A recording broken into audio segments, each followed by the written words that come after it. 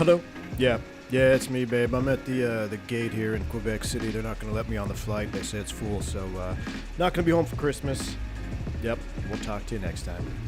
What is going on, everybody? Good to see you. Welcome back to another live stream coming at you from the Quebec City. I was trying to read this little Quebec City Jean Luggage International Airport. I don't know, that's probably the Texas way to say it. What is going on, y'all? We're here in Quebec getting ready to fire up the A320 by popular demand. I keep trying not to fly the Fenix A320, especially since we're waiting for the IAE engines and Block 2 and all that good stuff. But you guys keep voting for it. So here we are. Might allegedly, possibly, perhaps fly some turboprops later on this afternoon because I just want to fly. I'm back to the turboprop. I want to fly some more turboprops. Maybe a Fokker. We'll see what happens after today's stream, but this is what y'all voted for, so here we are. We're in a classic 320 CEO going down to LaGuardia, going to be shooting the RNAV X-ray. We're going to be talking all things RNAV, GPS, RNP. I know the European pilots love to spend hours upon hours talking about RNP and RNPAR and RNAV. Well, it's all GPS, man, at the end of the day, pretty much. So we're going to dig into that a little bit on our way down to LaGuardia. Maybe I can simplify it for you. And if you want some a little bit more hardcore information on RNAV versus RNP and GPS, I have 2 videos on my channel that I've dedicated to this specific topic because it's more than what I could talk about in one day. I mean, we could talk about RNAV for like 2 or 3 days probably to cover all the bases. So as far as simulation purposes are concerned, I'm going to try to simplify it for you. So, Foobar, good to see you. Jeff L's in the chat. And Napalm42, good to see you. I love the smell of napalm in the morning. Smells like victory. It was pretty freezing this morning, too, here in Georgia. A little frost on the road. Hey, Aaron, good to see you, man. Always a pleasure. Scott's in the house. Ducatari, King Air Pilot. You're stuck in Kansas City, huh? What's going on with that, man? Sounds like freight dog life.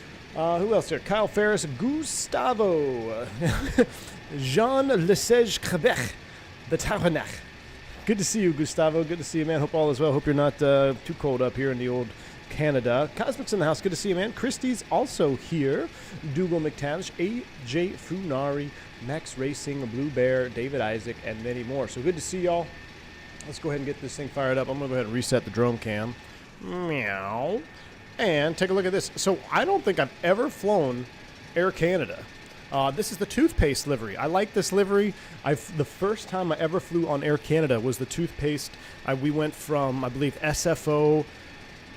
I don't know what the airport is. The one that I would be flying to go to Whistler, Canada. I was going on a snowboarding trip up there. So we flew Air Canada up that direction. Was a lot of fun.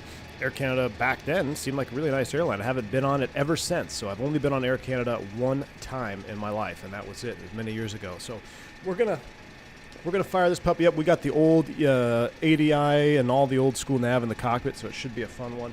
And we've had some nice weather moving in and out of the area here. We definitely have to get de-iced, some snow and rain and all kinds of stuff going on. So let's hop into the cockpit and let's get this airplane fired up, shall we? Didn't you do one in the 7.3? Team Vodka, did I fly Air Canada in the 7.3? Does Air Canada have 737s? I don't know. I thought I've never flown Air Canada on the sim. I was going to fly some Citrus AirTran ops, but I had a bet with Shaq Oatmeal. I said I'd only do it if the Cowboys lost last night, and they didn't lose, obviously, because we are awesome. So, Vancouver? Might have been Vancouver. I don't know. Here we go. Let's go ahead and power this airplane up. 25.6. It's cold. Let's get right into our warming procedures. Ooh, I love the sound of that. That's that old school ADI. If you're in the Discord, I posted a video of that a long time ago. All right, here we go. External power is going to come on, and then we're going to get the APU warmed up right away. Now, I'm trying something here with my mini FCU, and I can see where this is going to be a problem for me. I cannot see when I tab out here. Where's my Navigraph? That's going to be kind of annoying. Okay. That's fine. We'll deal with it. Right now, the temperature is 1 degree. Right? Is that what it says? The latest ATIS. Let me refresh it here. Actually, you know what? I don't need to do that because we have it on this here. So let's go ahead and import our SimBrief flight plan. That's what I probably should have been doing like a pro streamer. Did I turn on the icing thing? Captain McGee, knock on wood. I've never had an icing issue with the Fenix. I saw someone posted something in the Discord about fixing the icing. I've never had an icing issue. If we have one today, it'll be the first time ever. So we'll probably have one now that you brought it up. And no, I didn't put in that CFG fix or anything. I don't know what, I don't even know what's broken on it, because like I said, I've never had an issue.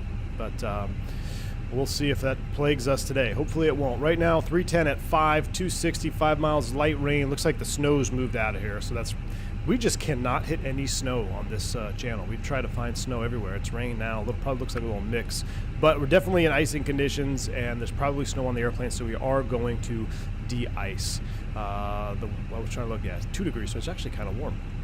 All right, because we're going into like warming procedures, I'm going to get the APU fired up straight away while we do our overhead flow here. So let's let that door open up. We'll go crew supply, ground control. We got to wait. Oh, it hasn't even... Poutine. Wait, isn't poutine like a New Orleans thing? Because stuffed poutine... Oh, no, that's boudin. What's poutine, Gustavo? I know I've had poutine. Is that like the fried bananas or something? I don't know. I was looking at the airport, though. The last time I was here, though, I think it was Tim Hortons. Had a chocolate donut and a Tim Hortons coffee. Delicious. I also jump-seated out of this airport courtesy of a American Eagle ERJ 145. I guess it's Envoy now. Had a jump seat on that. Captain went to bat for me because the gate agent wasn't going to let me sit on the jump seat because it's an international flight, but I'm still a crew member, and it was back and forth, and everybody got involved. But I actually made the commute home. That's when I was sitting up there at the gate and we started the stream, and I said, oh, I'm not going to make it home for Christmas. I was half joking, but I was commuting out of this airport one time because my trip canceled because of the weather.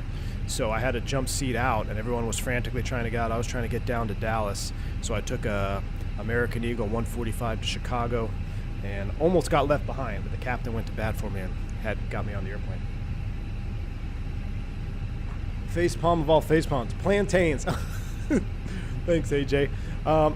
We've had this issue before.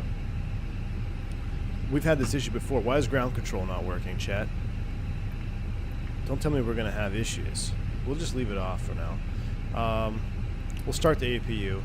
I don't know why it's not working. Captain, first, captain. We'll get our ADIRs into a line. We'll put this on the status page so we can see it align, hopefully. There it is, TTO. Coming down here, strobe, auto, nav, position 1, seatbelts, no smoking. We'll arm those. Auto is right here. Mode selector, fault. That's, man, this feels like an old airplane. Somebody asked me in one of those streams, do you ever fly airplanes that just seem to have temper tantrums? And that is very true, and this seems like it's one. We got fall lights where we're not supposed to have fault lights. Seems like we got some issues going on here. Check engine buttons. Oh, yes. Thank you, whoever said that. Hakan, I didn't do a proper start. These were up on my Throttletek. Thank you. We got smoke detect, fault. We got all kinds of stuff going on. Let's go ahead and get ground control. There we go. All right, APU is on. Let's go ahead and start the chrono. We're going to give it 3 minutes at least. For that, we'll go here. We'll hit the constraint mode, magic barrel ref key, and let's come down here and begin our FMGC preparization. So we'll do a request init. Haven't heard any Fenix update as of late. Anyone heard anything about the IEs? David, I have not. That's kind of why I've been not avoiding, but like I'm just kind of, you know, letting the Fenix 320 kind of sit dormant on the channel for a little bit, hoping that the next time we fly it we'd see some updates. But nope, no updates. It's been quiet.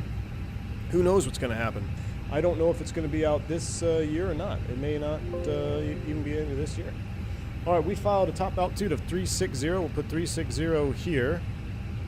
You know what we need to do? I forgot to start Fenix to GSX. Let's go ahead and get some catering services. Are on their way. We'll do catering to come on over. IRS and NIT will let it do its thing. Departure, let's see, we'll take off runway 6, right? Because the weather winds were 360 at 5. So 6 is pretty close to north. We'll do runway 6 on the Quebec 6 insert. It's a radar vector. Pen 2, there's all our fixes. LaGuardia, what they have going on right now is the RNAV 31 X-ray, but that may change. But even if it changes, I'm going to shoot the RNAV 31 X-ray because that's the whole point of today's stream. And if we have to go around and land on a different runway, we can do that. We can load the approach via RNAV 31 X-ray. Let me pull it up here so you guys can follow along with me.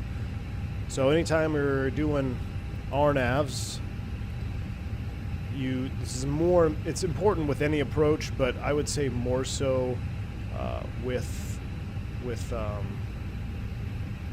RNAVs, because you can get in trouble if you don't have the proper transitions. I still can't figure out this chart thing here. Approaches. Why are we in Quebec? LaGuardia. Procedures. This is way over-engineered. Sometimes I like it, sometimes I don't. I still don't like it. I mean, it's cool how it shows you the overlays. RNAV 3.1 X-ray. RNAV 3.1 X-ray. I just want the chart. There we go. All right. Multiple transitions. You see we got Viraz, Greg, and the final approach fix. Not going to do that. Probably coming from up north. The safe option is load Greg, because we don't know what New York's going to give us. We are coming from the north, so I would put in Greg so I have all the fixes. You cannot build, at least most operators will, I wouldn't say most, but at least ours, we're not allowed to build RNAV visuals. We have to select them from the box.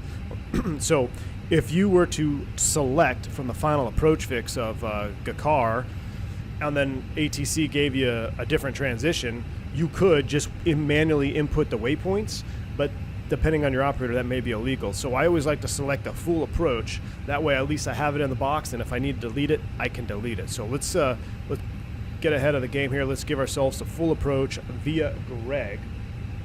The arrival that we're supposed to be on is the Harp 4. So I'm gonna go back to the arrivals, and this might. So the Harp 4, yeah, brings us down this direction anyway. So we'll insert that, and I got to load the arrival. I don't think the arrival loaded, did it? Arrival. We already got the RNAV 3.1 X-ray on the Harp 3. I did an update. Sorry, Christy. And the transition is going to be Albany transition. So we've got a full load of fixes here. RNAV 3.1 X-ray via Greg. Harp 3 arrival with the Albany transition. So we have it completely loaded in the box here. So that is set up and ready to go. Gustavo says it's a noise abatement departure step climb. The V2 plus 10 to 3,000. Then turn right and clean the aircraft. All right, so V2 plus 10 to 3,000. So thrust reduction will be 3,000, right? So then we will call it, is it 3,000, 3,000? Oh, thrust reduction and then acceleration at 3,000. So we'll do it like that. Now, I have to double check. In the real airplane, if you do this prior to loading your perf data, it'll actually wipe it out and you have to reload it. At least ours does. So we have that set up there. That looks good. 3,000 feet of Toga juice. I guess what we can do is we can look at the charts again on that departures. Might tell us here. SIDS, Quebec 6. Reduction is 1,000. Okay, so 1,000 above field. All right, so you can see here on runway 6, climb on heading, maintain 4,000 or assigned. And since we are told it's a noise abatement, there it is. Refer to 10.4 noise abatement procedures for additional requirements. Now, do we actually have those? Do we have a 10.4 on this? We do. 10.4. Here we go.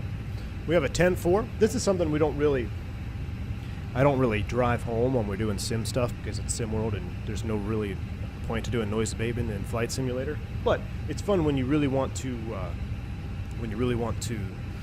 get down to the nitty gritty and try to do things by the book. So for those by the bookers, we're kind of doing that today. So this is our 10.4 page. We were told by the note, always important to read the notes, especially if you're flying in airports you're unfamiliar with. You just go right, oh, let me just look at the plan view of the chart. No, look at the actual briefing strip, look at the notes, make sure there's something in there or there's anything in there that you need to comply with that you can actually do it. General noise abatement to all jet aircraft, IFR or VFR, so that's us. Exemptions, well, we're not going to have any of those today. All runways, see Jeppesen, Canada. Well, we don't have the Jeppesen, Canada procedures, but we know it's a noise abatement departure procedure applied to all SIDs. So 1,000 above field and a 3,000 reduction. So let's get our field elevation. You could look here and find it. off 6, but where's the airport reference point on this chart? Sometimes it's just easier to look at an approach blade. Field elevation is 244, so we'll call it 1244. Let's round it up, make it 1300. So on the perf page, we're going to do 1300 and 3000 on thrust reduction. We are set up and ready to go. Shaq Oatmeal, good to see you, my friend. How those tears? How those Philly Eagle tears from last night, my man? Good to see you. All right. So we've got our perf data set. We'll come back and verify that that is all there when we actually load up the box. We'll put CYQB here, and prog perf and knit B, boom. And then we need to come over here. We need to go to mass and balance, load aircraft, and I'm going to do it instantly. And then we're going to go GSX, request boarding. Requested. They're going to do their thing, so that leaves us some weights. We got 123.6 and 30.0. So 123.6. Our block fuel is already on board of 16.3. We have a little extra juice because I put the alternate of DCA in there. Let's make sure that that's actually in our primary. It is. So alternate of Washington National in case we need to do another RNAV approach. So we got that in there. Let me give it a navigaph.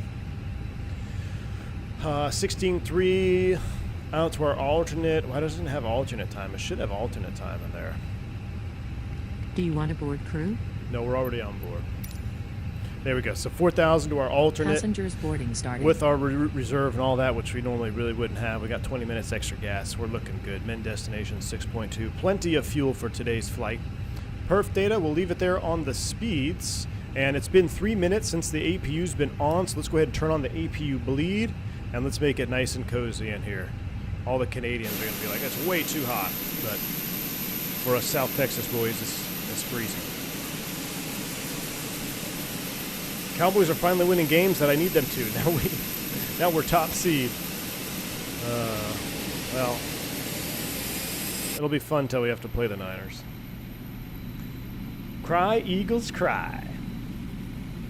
I love the sound of Eagles tears. You and me both, Keith B. You and me both, man. Cowboys will still fail in the big moment, though. Maybe this year will be different.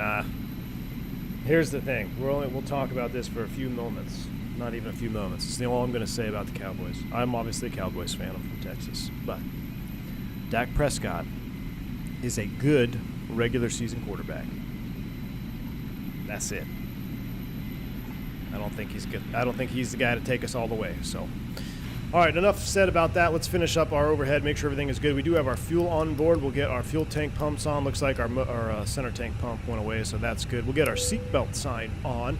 I'm going to leave the APU partially loaded, so it's basically loaded for pneumatics only right now. We're still using ground power. Save a little wear and tear, save a little bit of fuel, although it's probably negligible on how much fuel you're actually saving by splitting the load like this, but it is still saving it. It's a mechanical part, right? So if you can ease the wear and tear on it, the better. So we're going to split the load, APU for pneumatics, get the heat on, and we're going to use the external power for electrics at the gate.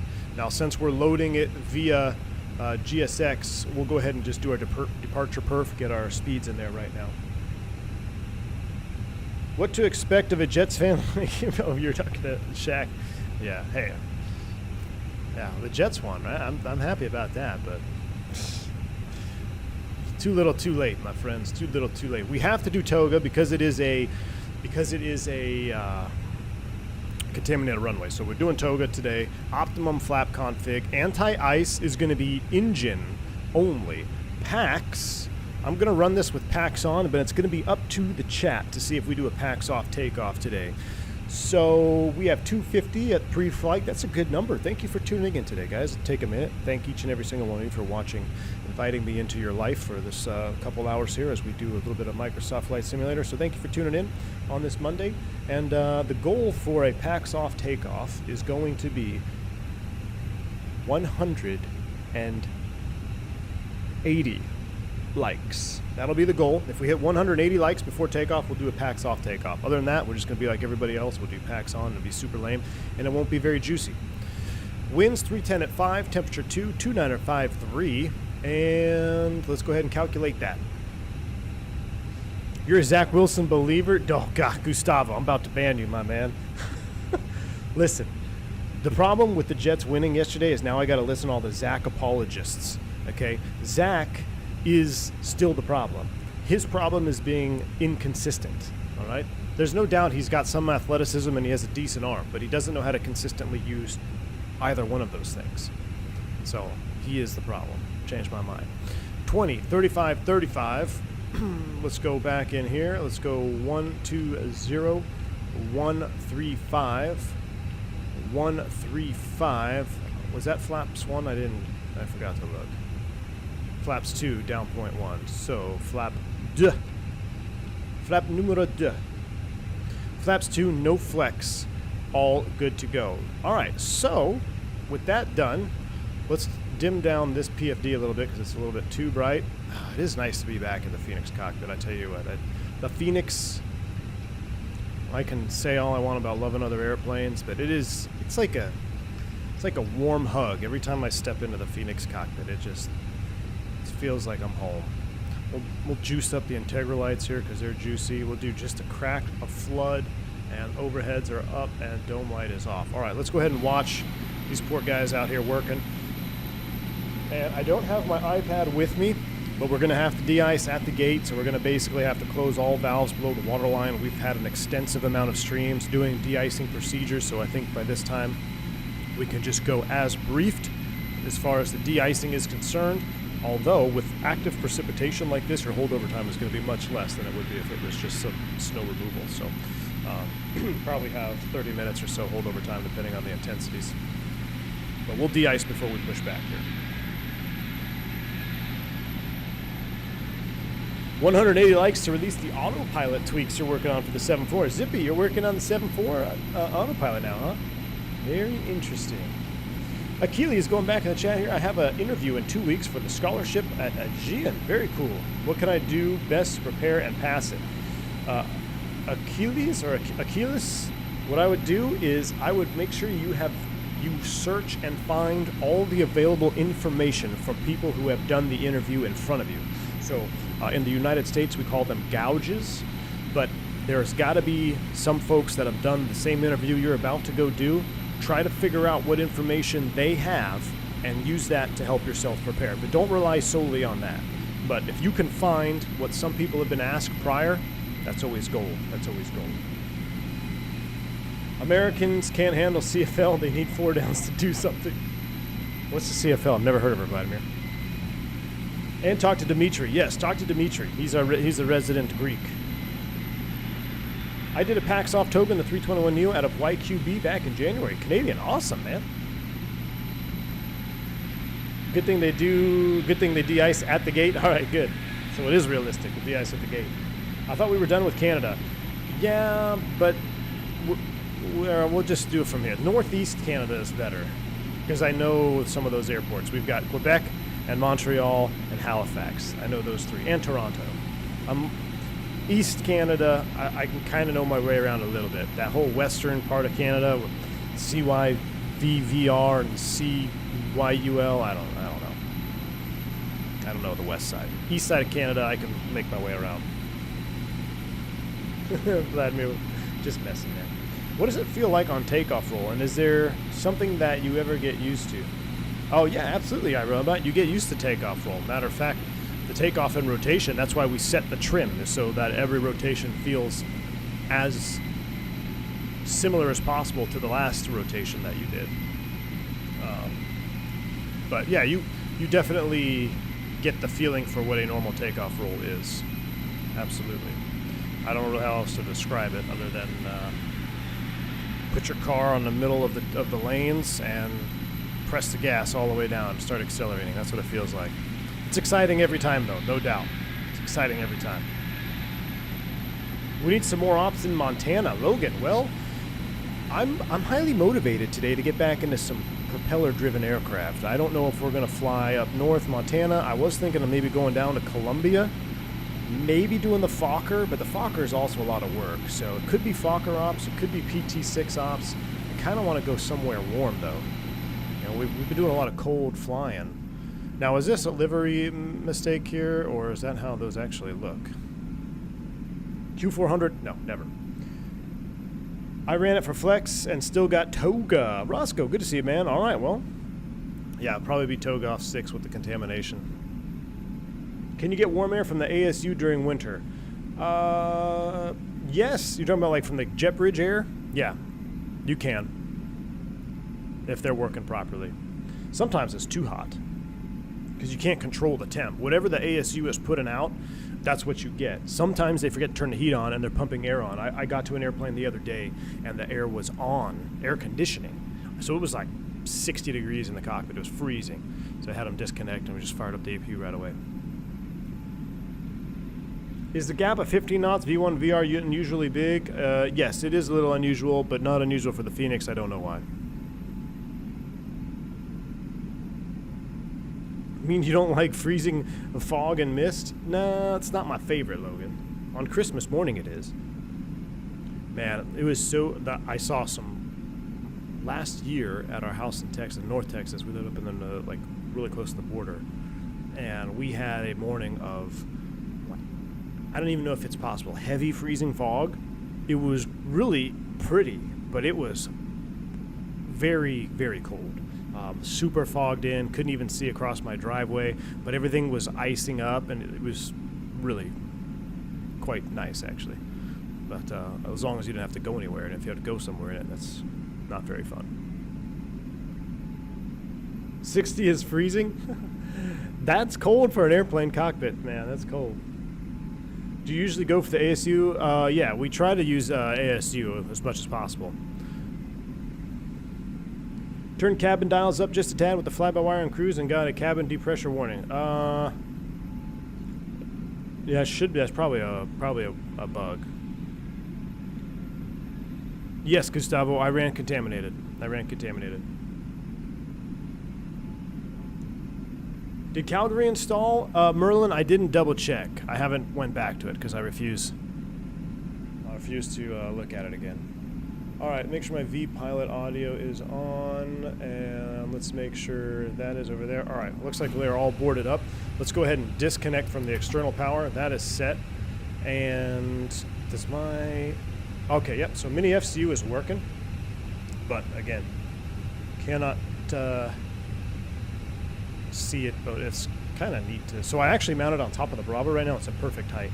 What was our cruise altitude? You guys remember? 3.5, 3.6, 3.6. So let's set 360. 360 is set. Mini FCUs are working. Let's do a quick barrel ref. That is good. Plenty of time. I think we're ready to get out of here, chat.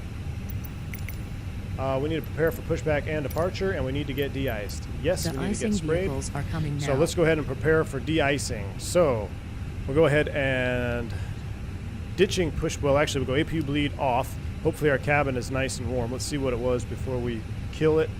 80 degrees in here. That's nice. So we'll go ahead and APU bleed is off. Ditching push button is on. Pack 1, Pack 2, and engine bleeds are all off. Of course, we would run through the full procedure. We've seen that multiple times on the channel now. If you want to see more information, just go ahead and scroll back a couple streams. We get into it in depth. But we'll prepare. We'll accept our final load sheet. We got +3, so we got 2 jump seaters today. That looks good. That looks good. Perf data. And we are set up. 20, 35, 35. Thrust reduction and acceleration is set up for noise abatement. Cockpit preparation checklist, please. Maintenance log and tail that is on board and checked. Gear pins and covers removed. Seatbelts on. Aiders, nav, and fuel. See, 15.8 required for takeoff. 16.2 on board. Altimeters 2953 is set. And EFB is checked. Transponder is in the transponder. We'll put it on the little auto position for right now. On, and we'll just do that. Now, I'm not getting any audio from GSX. That's interesting. I wonder why that is. I've had no audio from GSX. But we're getting sprayed.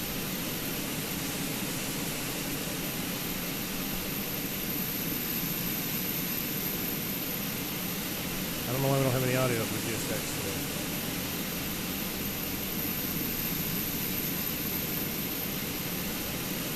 I'll have to switch radio over to 22.8. Yeah, I'll get it, vodka. Joe, you finally broke down and bought the Fenix? I love it. Excellent, man. Yeah, I don't know how you wouldn't love the Fenix. The Fenix is a phenomenal add-on. It really is. It is a phenomenal add-on. So they're doing their spraying. Of course, we would start the time. You might have to reset GSX audio, but if do it now, it'll reset. Okay, no worries, Key 6. Flame says, I'm praying your speed tape doesn't freeze. Flame, listen, man, I've never had an anti-icing problem before.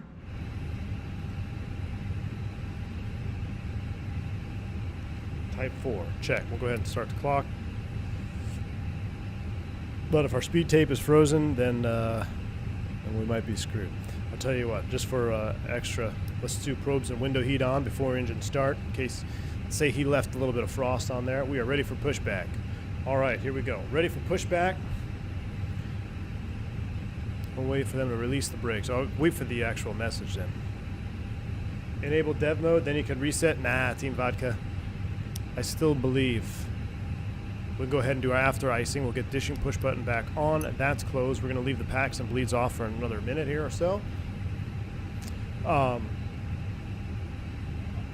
don't know. I don't want to jinx ourselves, but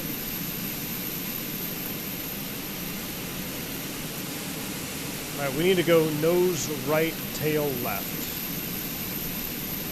Dismiss that and that. We have to do something there. Let me go back here. Do I? Ground cerviche, boom, boom. There we go.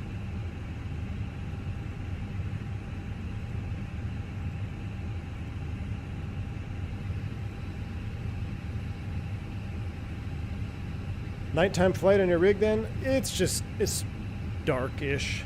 I just don't like having the light on. I need a new lamp in here. The Fenix CFG fixes frozen speed tape stuff. All right.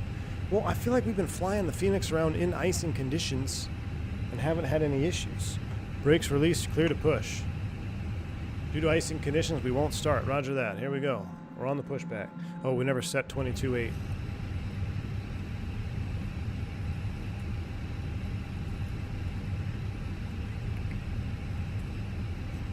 Quebec ground, Air Canada 357, we're pushing the back off gate 35.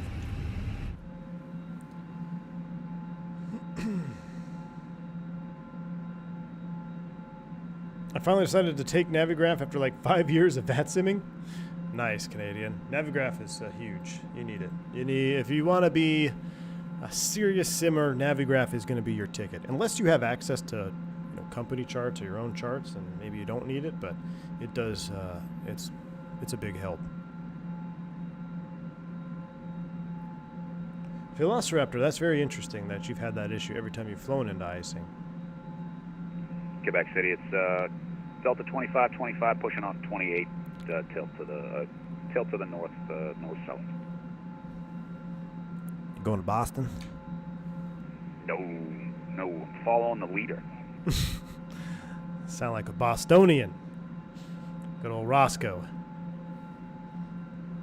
Are you in P3D?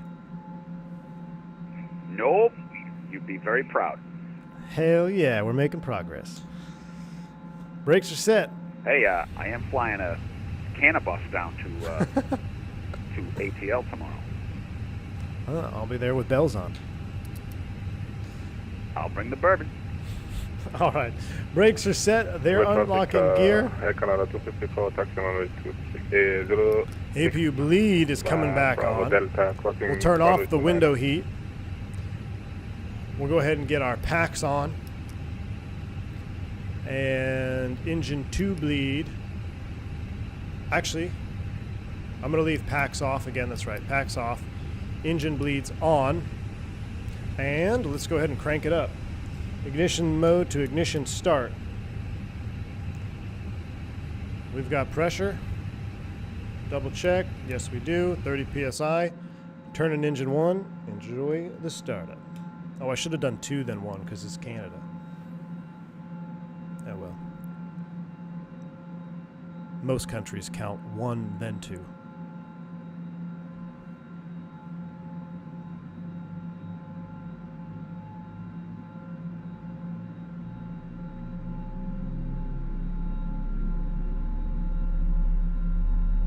Sounds are so good. Quebec traffic, I Jeez. 714, pushing back gate 34. Okay, we need a new emoji for ears being destroyed. I'm just gonna make an ear with blood coming out of it. Most airlines I know start 2 then 1. That's because you're a Canadian. Y'all do weird things up there, man.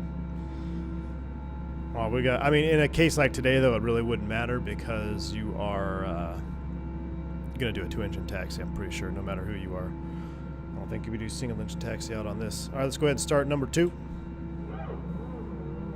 Although I would like pressure for my brakes after start, so it still makes more sense to start 1 first, but never mind. Let's not get in that debate. Well, Aaron, that's because they're drinking too much Guinness, my man.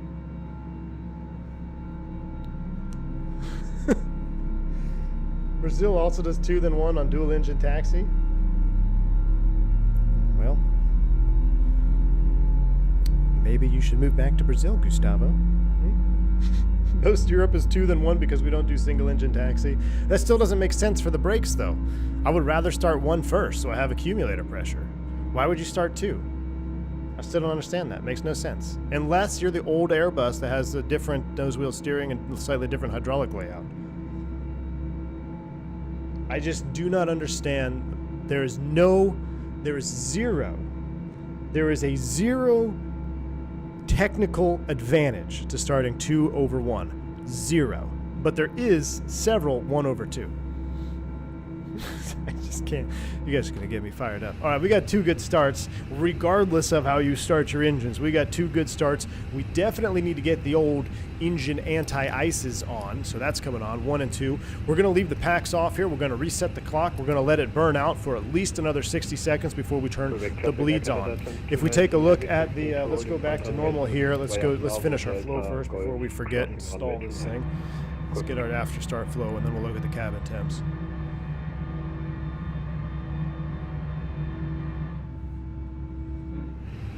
All right, we got that. Engine con. Oh, that's nice and warm. Well, this is just Microsoft being Microsoft. It'd probably be a little bit colder than that. It is definitely nice and toasty in the cockpit right now. And in preparation for takeoff, we'll go ahead and set, or preparation for bleeds rather. We'll go ahead and set those right about there. That's about normal that I like to do.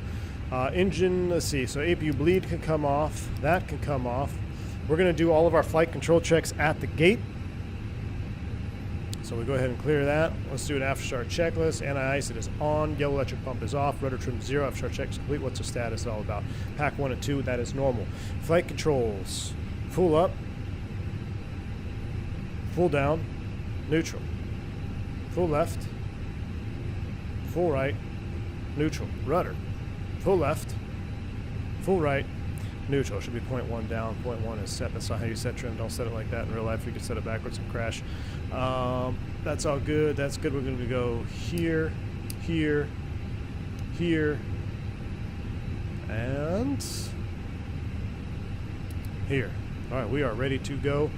I guess we're going to taxi out this way. Where's runway 6? Actually, no. We're going to follow everybody down there, I think. Yeah. I thought we could get out of here without pulling up the Navigraph. Please don't let me re-log in. Not good. Gustavo says, usually the culprit are streamlined ops, like some manufacturers. Boeing recommends start 2 then 1. Yes, of course, yeah. That makes sense. You know, when you got to streamline the ops. On a start, you might want to swing around at Delta back taxi. All right. Delta Golf. Quebec traffic, Air Canada 357 taxi runway 6 via Quebec, or correction, via Delta Quebec. Correction, Delta Golf. Jeez, we're in Quebec. All right, That's coming on. I think that's enough time. We'll get our packs on. Reset the clock. Brakes released. Traffic Canada 254, departing runway 0. Oh, look at that Air Transat. Oh, that is awesome.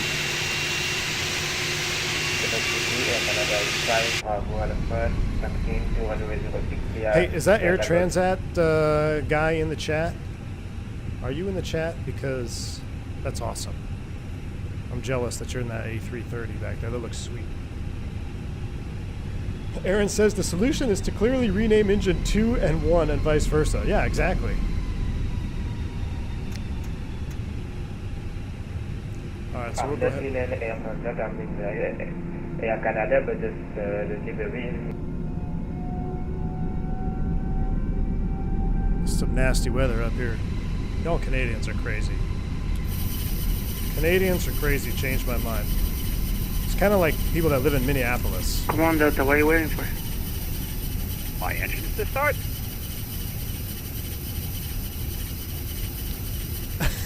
David Isaac. Engine 1 should become 2 and 2 become 1. Remarkable. Yeah, someone get on the phone with Airbus. Okay, Quebec traffic. Have them rename the engines. That way everybody can start 1 and 2. I'm 90% sure, like Gustav was saying, though, it's for streamlining 7.3s, because 7.3s always started 2 first, right? I don't know the technical advantages to that, but I think there are some, because that's pretty much been standards forever, starting 2 then 1. Even Southwest does 2. I think all 7.3s do 2 then 1, right? So that would make sense. Man, what a crummy day here, but I love it. Actually, I love it. This is awesome. All right, so we're going to go down Delta, cross a runway all the way to Gulf to runway 06. We're following this heavy 380 thing.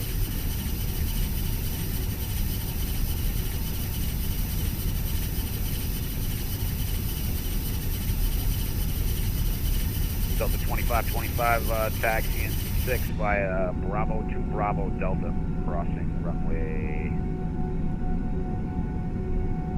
11. Chart load, chart load.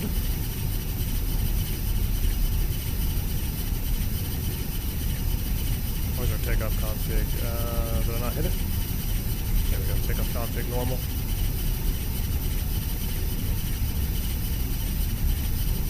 Those wipers are as bad as my car. Yes, they're terrible. Fenix did a good job at replicating how terrible the wipers actually are. If you're a member, you've probably seen a couple shorts by now where I've showed you the wipers and how terrible they are.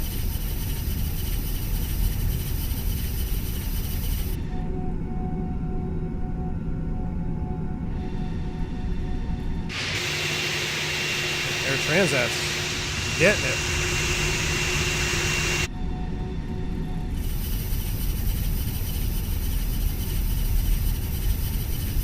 Quebec traffic, Air Canada 357, we're crossing runway 11 and 29, Quebec. Why are they so noisy? That's a great question.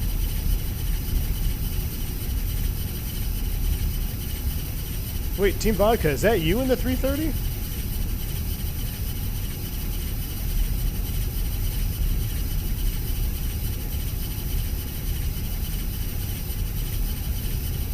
$24 more likes. If we hit 180 likes, we'll go packs off.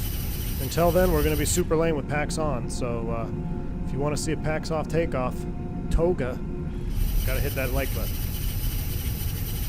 Quebec traffic, Air Canada 2219 having landing up on radio 6. Correct. Joining Gulf. Got to be careful. In Canada, they'll actually give you a ticket if you're not on 7 line. At least they plowed the taxi lanes here. I wish we were in the 7.4 because we'd have that wet engine effect.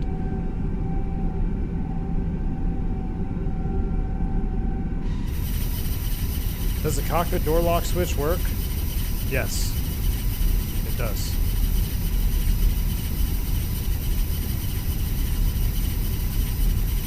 So you can virtually lock yourself into your virtual cockpit.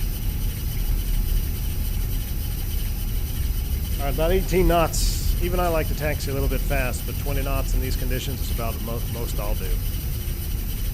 200 likes. We did it. I appreciate y'all. All right, we're going packs off for the yogas. Does it lock the door of your sim room? Yes, it actually does.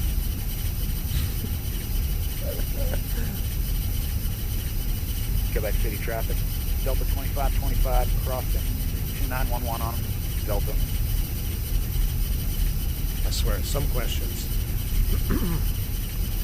Quebec traffic. I was always a proponent of there's no such thing as a stupid question, especially being an instructor and teaching, because you never know.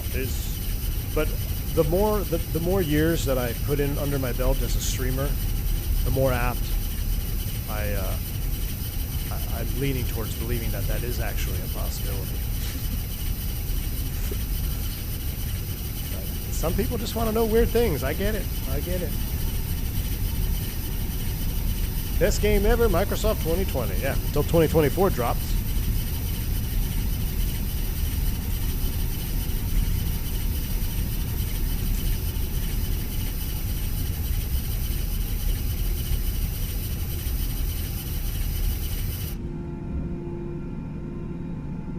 This is awesome weather, though. I love finding weather like this in the sim. Point, if I was in P3D, I would have ice. Quebec traffic, Air Canada 357, going to line up and wait runway 06, Quebec. All right, line up and wait, chat. Here we go. Pack 1, Pack 2 are coming off. We'll get a fault here. We might. Actually, no, I don't think we'll be status. That's normal.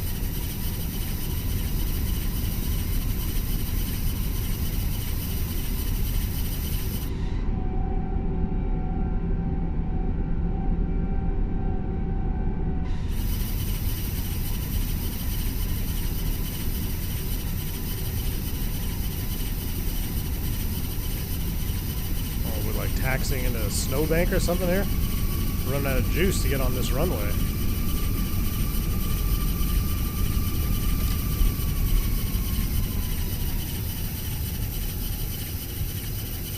In real life, my lineups have been on point, but we've been flying that 7.4 all week, so I think we undershot just a tad. Nah, that's pretty good. All right, ladies and gentlemen, the time is upon us. Yoga's in chat. Spool them up 50. We'll do it from outside, because why not?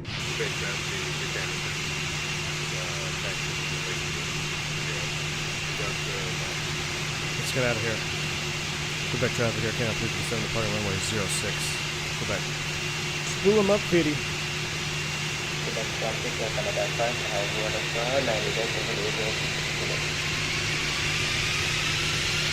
Yoga.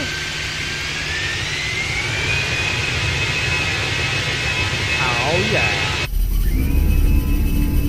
Let's go. Alright. Oh, I forgot to record the takeoff. I want to do that. Man, Toga, SRS runway, auto thrust is blue. I wanted to start recording takeoffs. 80 knots, that came fast. 100 knots, check. Our speed's alive, that's good. V1. Rotate. Nice and easy. Positive rate. Gear up. Navin. Window view. Oh, yes. Fly with. Oh, why are our gear not coming up? Why are our gear not coming up? Gear up.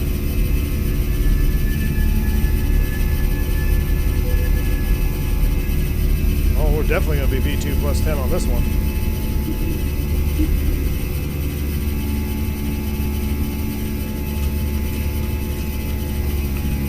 Thrust climb SRS nav. That's going to mess our noise abatement departure. Nothing to see, so we'll fly it from inside here.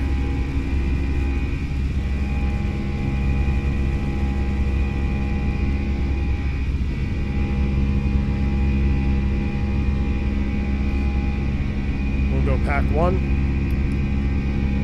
Start the chrono.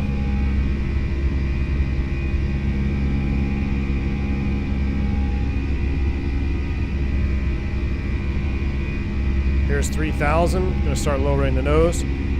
F speed, flaps 1. And 15 seconds, we'll go pack 2.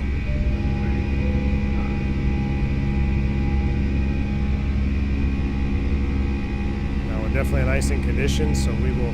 It says ice not detected though, so that's good.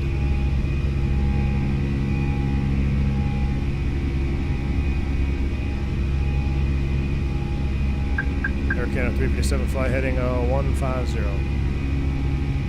First climb, open climb, heading.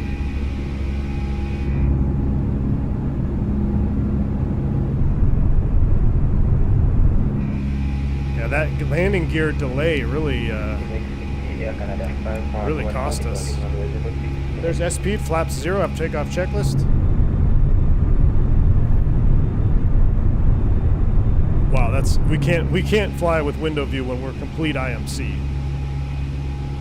That's a good way to roll Quebec it. traffic, Air Canada 714, landing up runway 6 behind the company traffic. Robert S., thank you for the continued support, man. 35 months. Buenos noches, senor.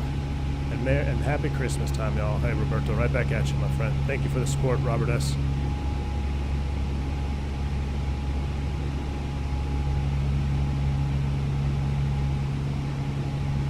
Alright, watch this, chat. Autopilot 1. Oh, I love mini FCU. Who's got their mini FCUs in chat? It's 3,000% worth it, is it not? It really just connects you to the Airbus. I firmly believe that.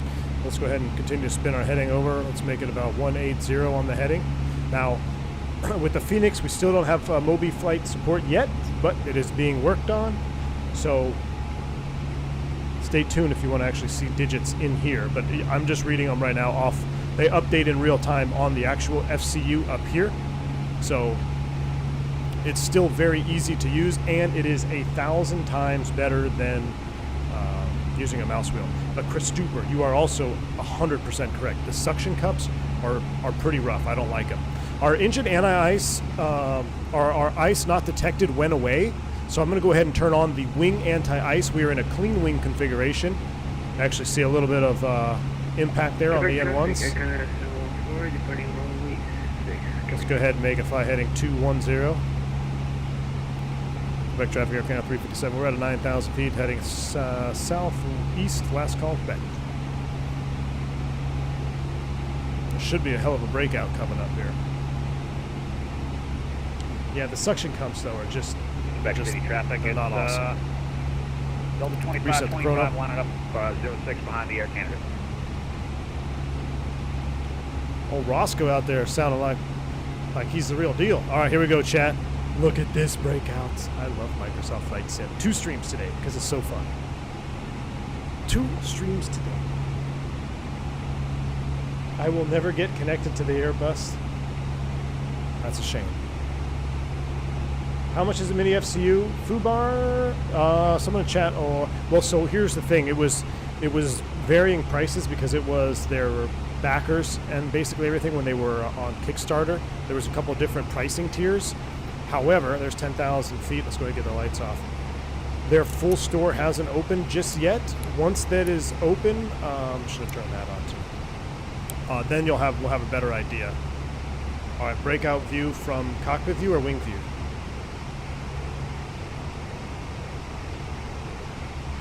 But the actual price when they open their store, Fubar, it should be soon. They're still just trying to ship out all the people who did the pledging and stuff during their Kickstarter campaign. I'm not sure if I'm at liberty to discuss the actual price when it's all said and done. I can't remember. I have to look at my email chain.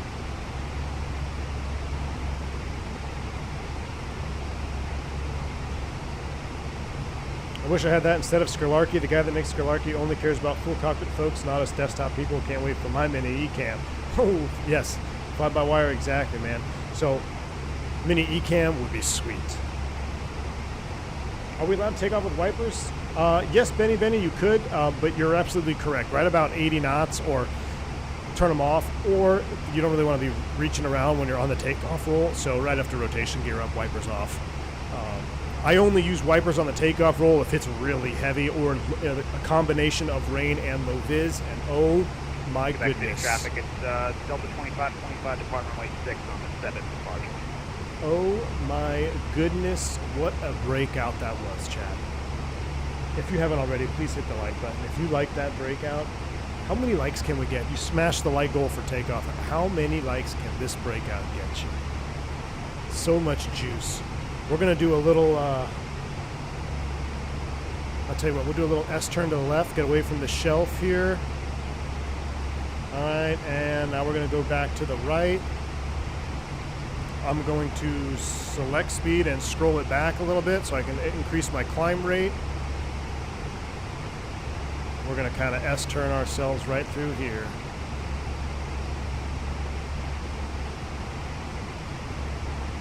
We're still not going to top it, so but we're trying to not fly through the thickest part of it here. We got no ATC online, so that's all right.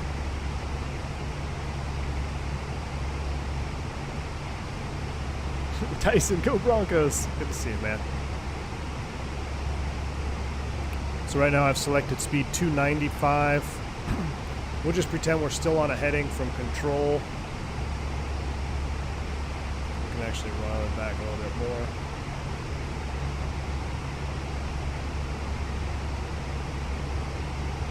Should have one more breakout. Bosco, yeah, I'm going to take the suction cups off mine and put rubber pads on the bottom, yes. Yeah, I forgot to finish my little sticky Velcro command strips before the stream started. But what I've done is I have like I said, I have a metal plate here from the Thrustmaster Warthog, actually, the plate that it came with. And I put that on top of the Bravo, and it's a perfect height. So, I see a hole out to the right here a little bit. How heavy is the Mini FCU? It's pretty light.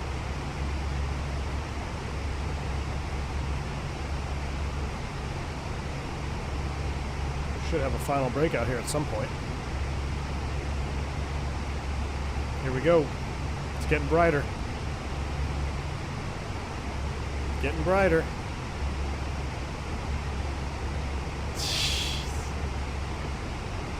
I mean, that's basically real life, chat. Here we are, cloud surfing. Cloud surfing out the top.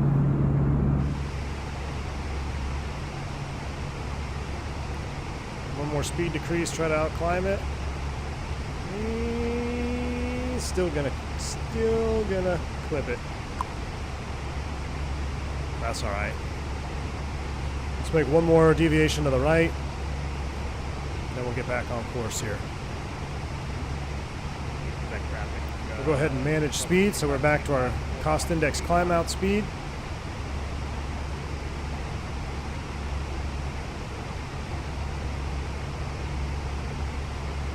And we're out. We're looking good. All right, with ice no longer detected on our ECAMs, and we're outside of icing conditions, let's go ahead and make sure the fault light extinguishes. We'll kill that. We're at 16,000. Let's go ahead and set ourselves up with a direct Irvos.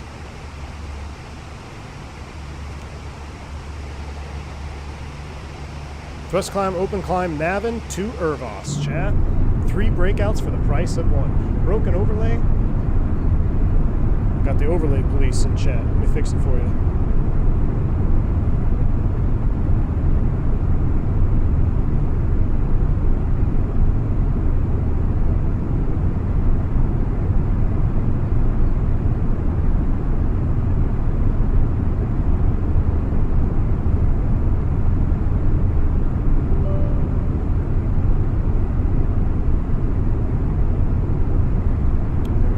CYQB to garbage.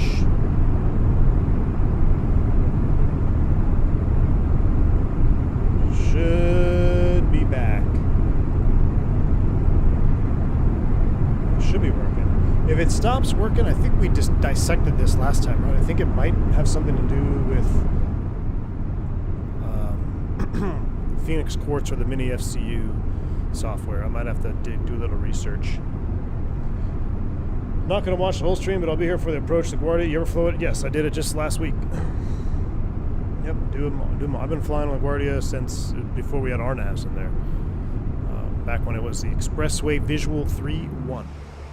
That was the juice, because you had no lateral, no pink, no children of magenta. It was all looking outside and looking at a chart and making sure you don't bust anything. 19.2 for 360. Cabin is pressurizing. Everything looks good there. What's the conditions? 74 degrees with a cool 72 in the cockpit. That looks really good. Put that over there. Just bother me. Fuel at 6.8 and a little bit of extra gas, so we're still looking good. We are looking good. 19.8. Let's go ahead and chill out here for a minute.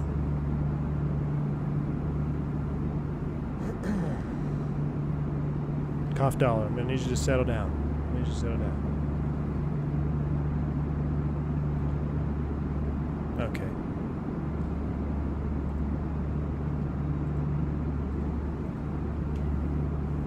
Unfortunate, but mature a couple years and come on back. Ryan, good to see you, man. I have never landed an RNAV. Have I missed the setup? Ryan, you have not at all. Once we reach top of climb, we're going to dig in. We're going to do a nice long brief on the RNAV. I'm going to touch on some differences in maybe some terminologies that we hear.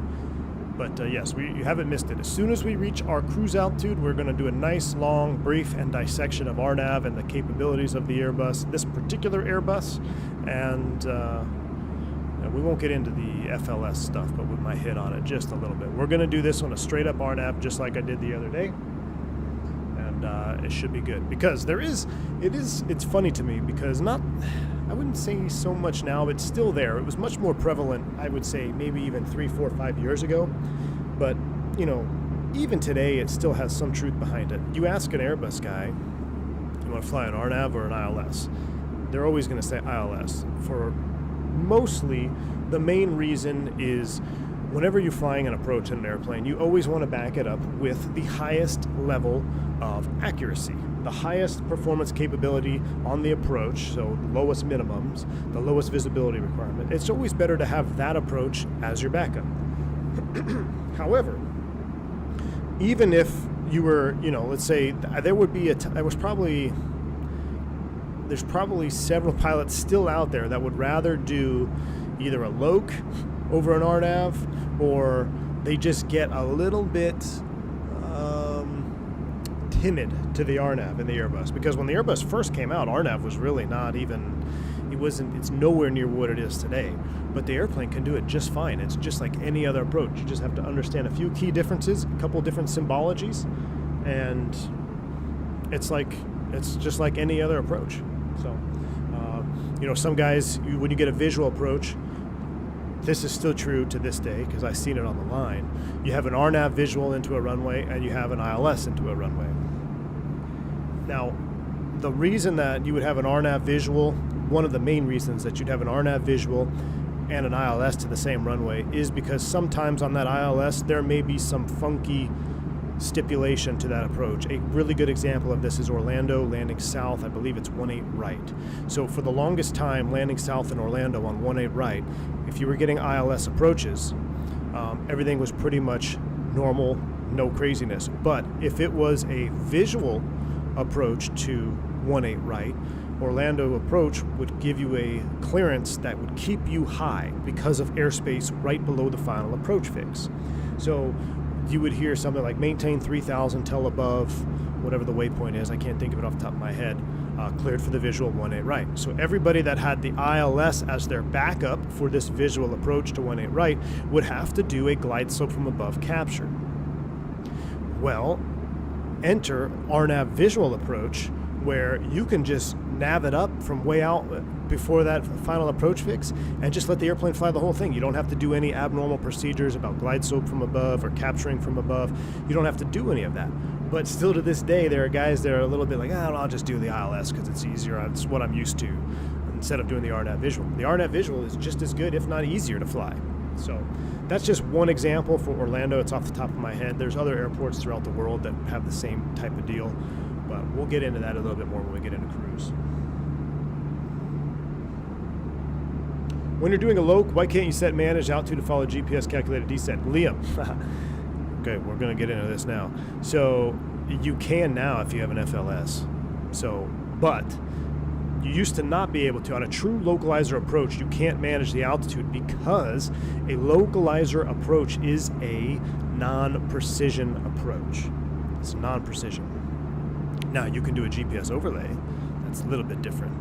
But a true, when you look at an approach chart and it says ILS or localizer 1/8 center, that is two approaches. You have an ILS approach, which is the precision, and then you have the localizer approach, which is the non-precision approach. And in the traditional navigating capabilities of the Airbus, that localizer is straight up non-precision. You can't manage the altitudes because it doesn't have a way to follow a VNAV path that's certified for the accuracy tolerances for a final approach fix, inbound or just outside of that approach, if that makes a little bit of sense.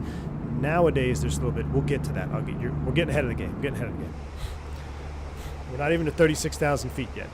But that's a good question, Liam. If I don't have it answered by the time we start our approach into LaGuardia, you can ask again or see if I can clear it out. But also, Liam, I don't know if I touch on it on those videos. There are 2 videos on my channel that if you guys want to see this, like a really detailed explanation of all things RNAV, I have 2 separate videos on my channel already, RNAV versus RNP, that I would highly recommend checking out. Oh no, I don't have any water bottles all the way over there. Yeah, let's go get that.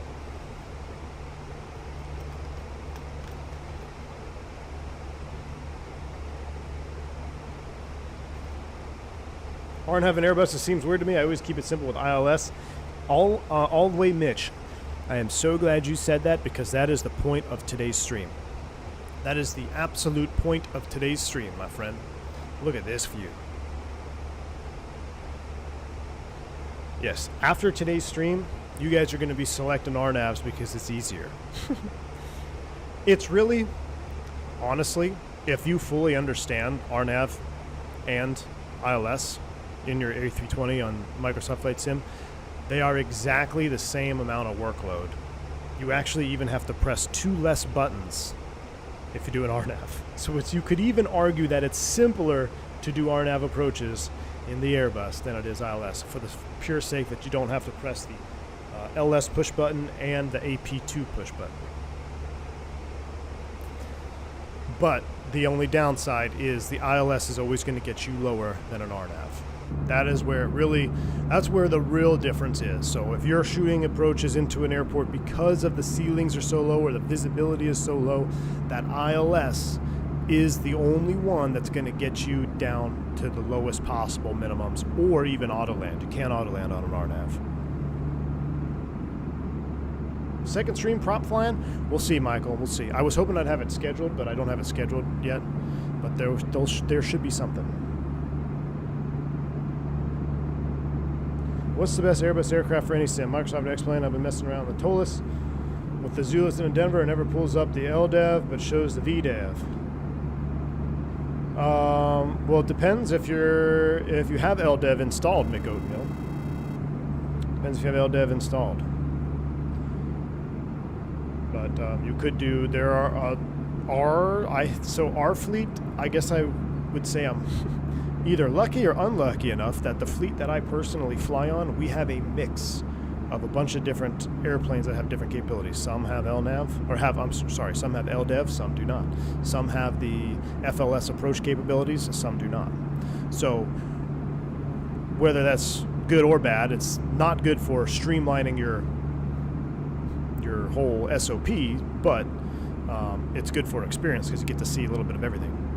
Skyfall, thank you for the $10 super chat, my friend. Appreciate you. Says, I remember during my training, my DPE, who was the OG Piedmont, would teach me so much about Airbus during an oral. I have so much PDF I feel type-rated in the Airbus after reading them. Hey, Skyfall, that's awesome, man. Appreciate you. Thank you for that $10 super chat, man. Very kind. I appreciate the support. OG Piedmont, man. That's good. See, I don't know about you, Skyfall, but whenever I was going through training, even, when I was I would always kind of try to distract the DPE. I remember on my commercial check ride, he was a 757 captain. I still know him to this day. He's a good dude.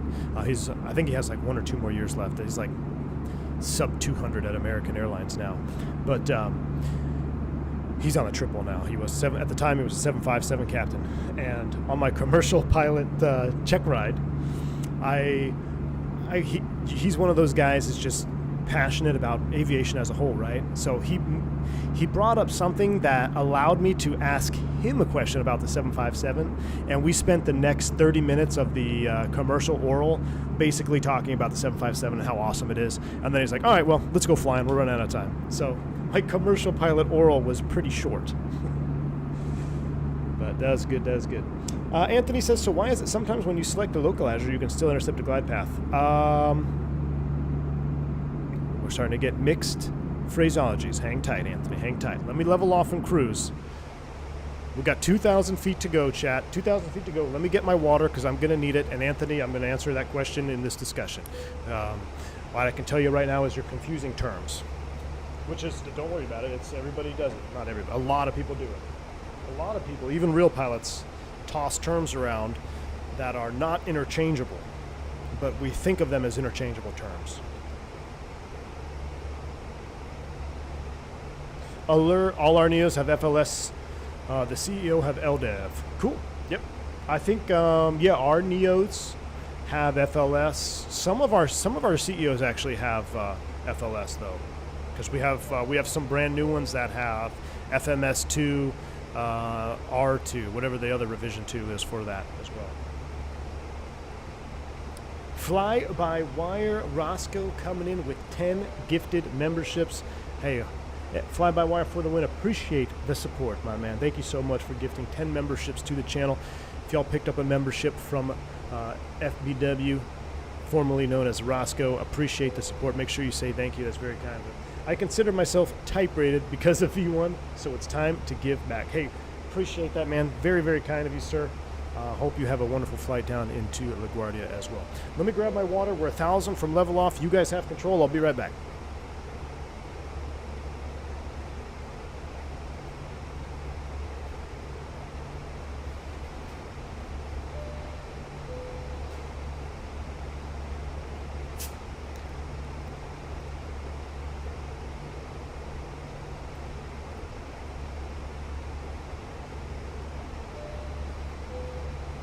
All right. Here we go. We're leveling 360. Seatbelt sign is off. We're 376 miles from the arrival. Everything else looks good. What I'm going to do, I think the best way to set this up is so we can see everything that I'm talking about. I'm going to kind of put the camera right here, and we're going to get Navigraph up.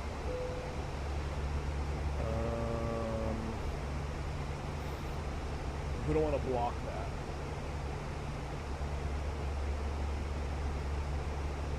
Now it might be easier if can you see my mouse on this? You can see my mouse when I have it clicked, but then you can't see my mouse over here. That's right, I think we'll be all right. All right, let's pull up arrivals into LaGuardia. Let's go back here. Airports, LaGuardia, procedures, approaches, 3-1s, RNAV. 3-1 X-ray, RNAV Zulu.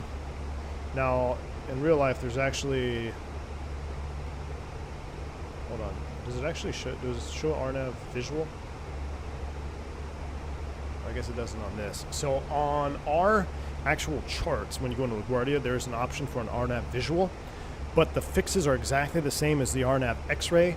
And the RNAV X-ray has vertical deviation planning, so that's the reason why we're going to use the RNAV X-ray approach. So let me throw this chart up here. We'll hide this. We'll put it into daytime mode. Where's daytime mode? Yay! Daytime mode. Oh boy. And before we get started,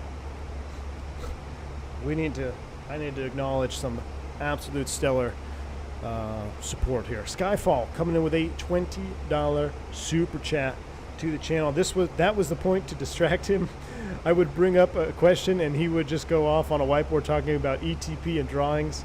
To all the potentials in chat, find a topic, your DPE and your oral is a breeze. Skyfall, another $20 super chat, man. Appreciate the support. Very generous of you. And yes, you're absolutely right. Anybody that's going through a check ride, find a topic that your DPE wants to discuss, and your oral is going to be an absolute breeze. Thank you, Skyfall. Very kind of you, sir. Appreciate you. Migs coming in with a 70 Canadian bomb super chat as well.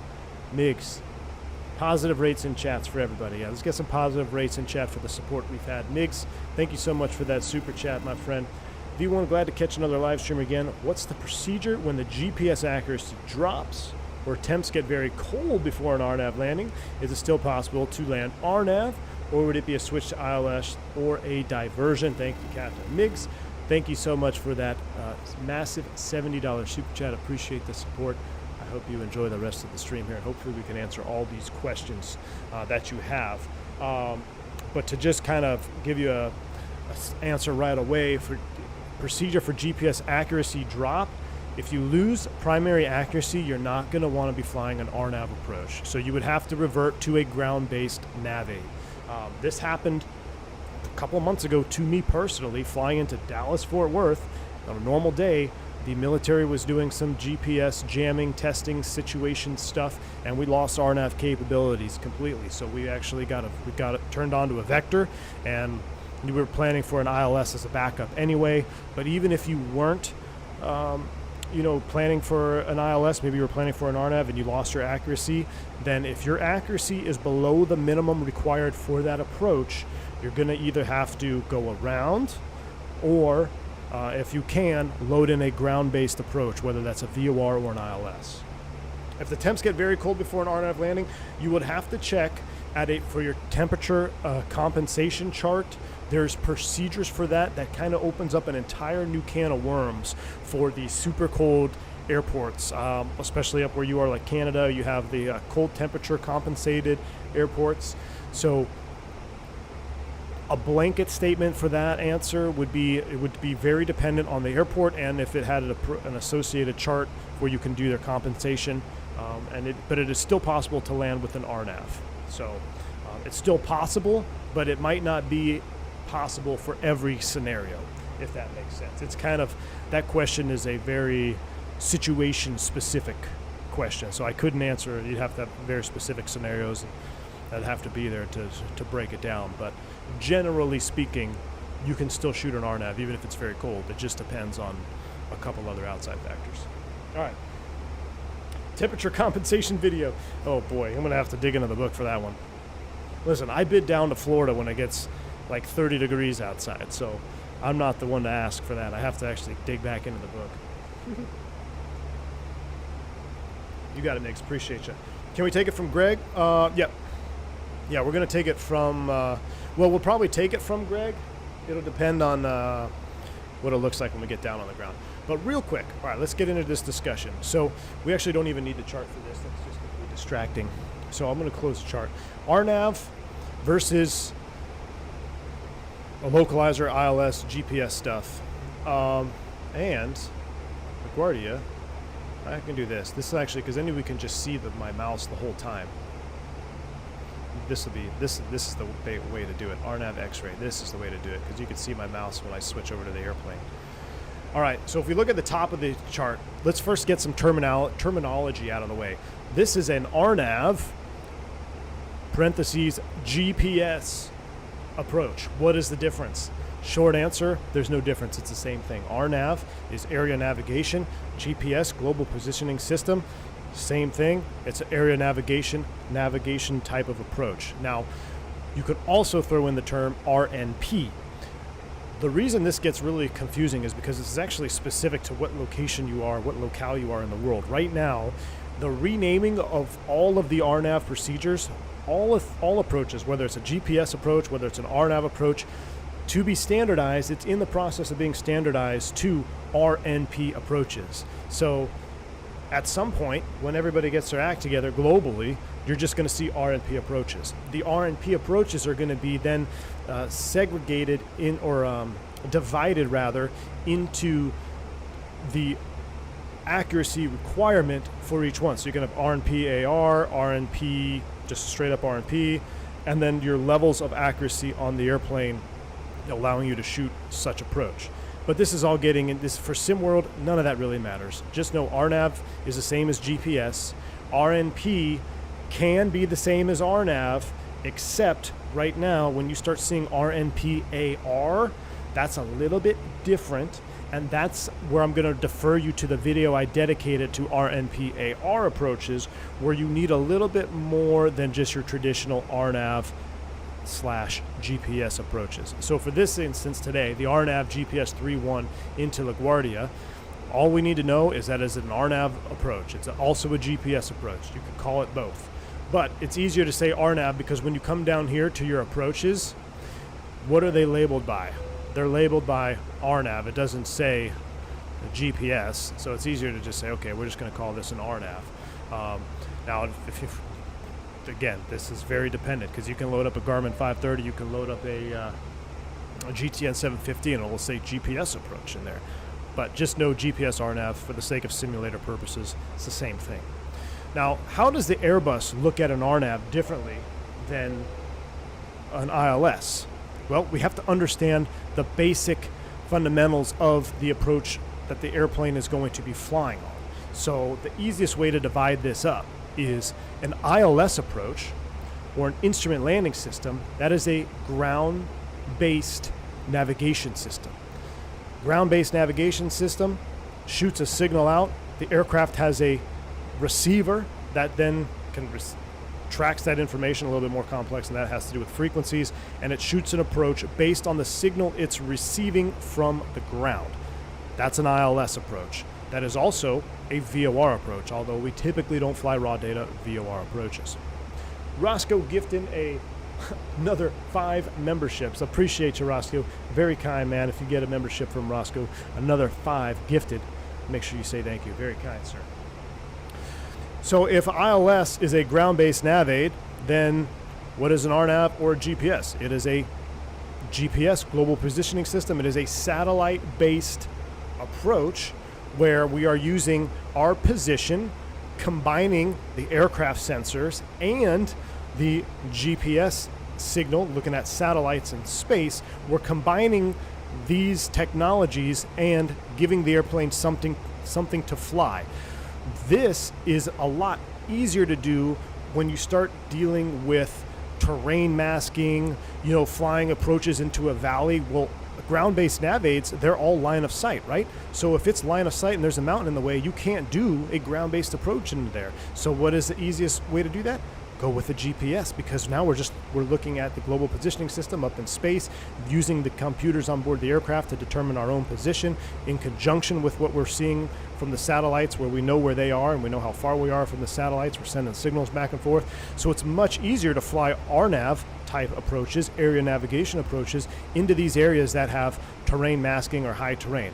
Now, you could even go further in this discussion and say that RNAV, when you get down, you can make it more accurate. So when you're doing en route traffic, you can have more airplanes in the sky if they're all following tighter tolerances with RNAV instead of flying a VOR airway. So that's another reason why GPS is moving forward. That is the technology everyone's leaning on. We rarely fly Victor Airways with VORs anymore unless you don't have that capability on your airplane, which they still exist. You can still do it, but it's much more efficient to have GPS airways. You can have airways dedicated to GPS. You can go across the ocean, know exactly where you are because of GPS. There's no VOR signals out there, so you can increase efficiency.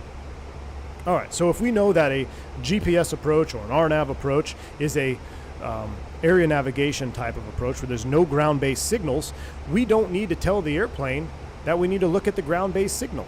So we don't need to press the LS push button, because the LS push button, I refer to it as the localizer slope push button. This gets us into our next topic. Localizer slope.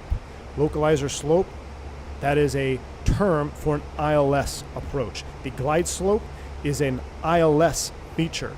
The localizer is a feature of the ILS instrument landing system. A GPS approach does not have a glide slope. A GPS approach does not have a glide slope. It has a glide path, a GP. So a glide path and glide slope, while they kind of pseudo mean the same thing, they're not. That's one of those terms that gets tossed around. Say, oh, I'm going to follow the glide path. No, you're following the glide slope. Okay, glide slope is a ground-based slope. Glide path is an area RNAV predicated on GPS technology. Okay, so if we know we don't need to use ground-based systems on this GPS approach, we don't need to press the LS push button. Another difference between the ILS and GPS approach, the instrument landing system, ILS, has the capability of being extremely accurate and being extremely precise. Okay, that is why we use the ILS approaches when we do auto landings. So an auto land, a Cat 3 auto land where there's no visibility, the airplane is following a signal that is firmly in the ground, it has tight tolerances, it's constantly monitored, we can safely land on an ILS, auto land that is. When we do that, we want to make sure we have all the redundancies on our Airbus. So when you would do an auto land, and even when you do an ILS Cat 1, the standard operating procedure is to arm the second autopilot. The reason we arm the second autopilot is to maximize the redundancy of the aircraft systems when you're shooting an approach. Hey, we're shooting a ground-based approach. We're going to auto land on this one. This is an ILS. We're going all the way down. We're not going to see anything, but the airplane's going to take care of everything for us. We want to make sure we have both autopilots installed because 2 is better than 1. If one fails, you still have another one there. When you have that redundancy, it allows the airplane to do things that are inherently a little bit more, I don't want to say risky, but it gives you more margin for error because you have 2 of them. An example, to kind of expand on this a little bit further, if I was doing an auto land with 1 autopilot, if that 1 autopilot fails, what happens? Autopilot's disconnected. What if that autopilot fails inside of 50 feet? What if it fails at like 30 feet? Now you've got no autopilot at 30 feet and you can't see anything. So if you're going to be doing an auto land and 0 visibility, if 1 autopilot fails, you better have a second one right there to pick up where it left off and keep the airplane in a stable position, if you can call it that. Okay, so that's why we hit the AP2 button when we're doing an ILS approach. If we're shooting a GPS approach, we're not going to auto land, right? So if we're not going to auto land, that means we have to see something visually.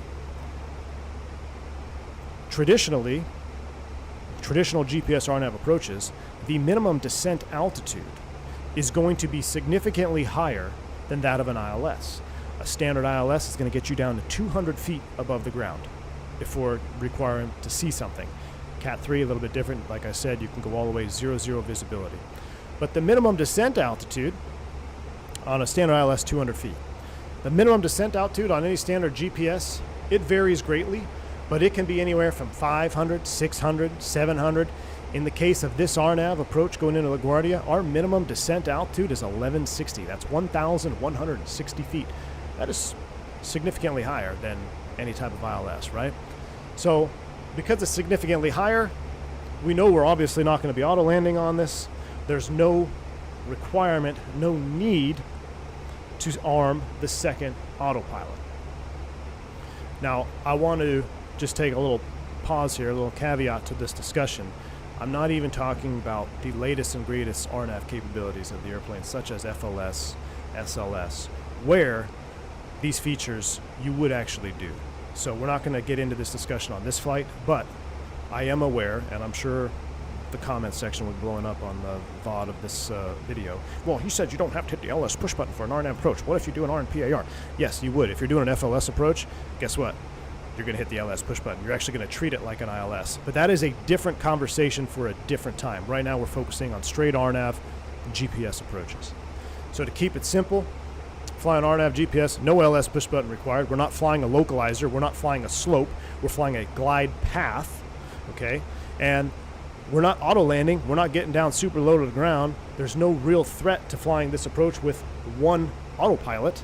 So we're going to, for the sake of the approach, we're just going to arm 1 autopilot. Depending on the equipment on your aircraft, it won't even let you arm the second autopilot.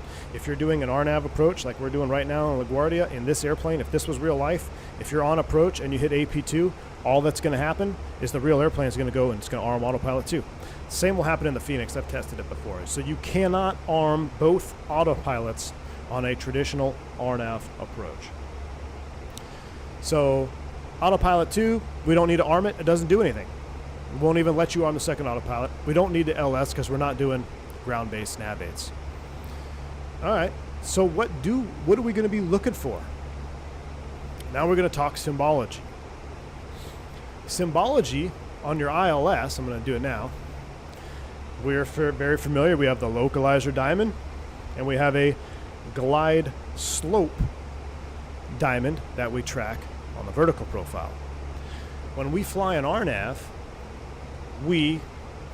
I think it's pretty standard.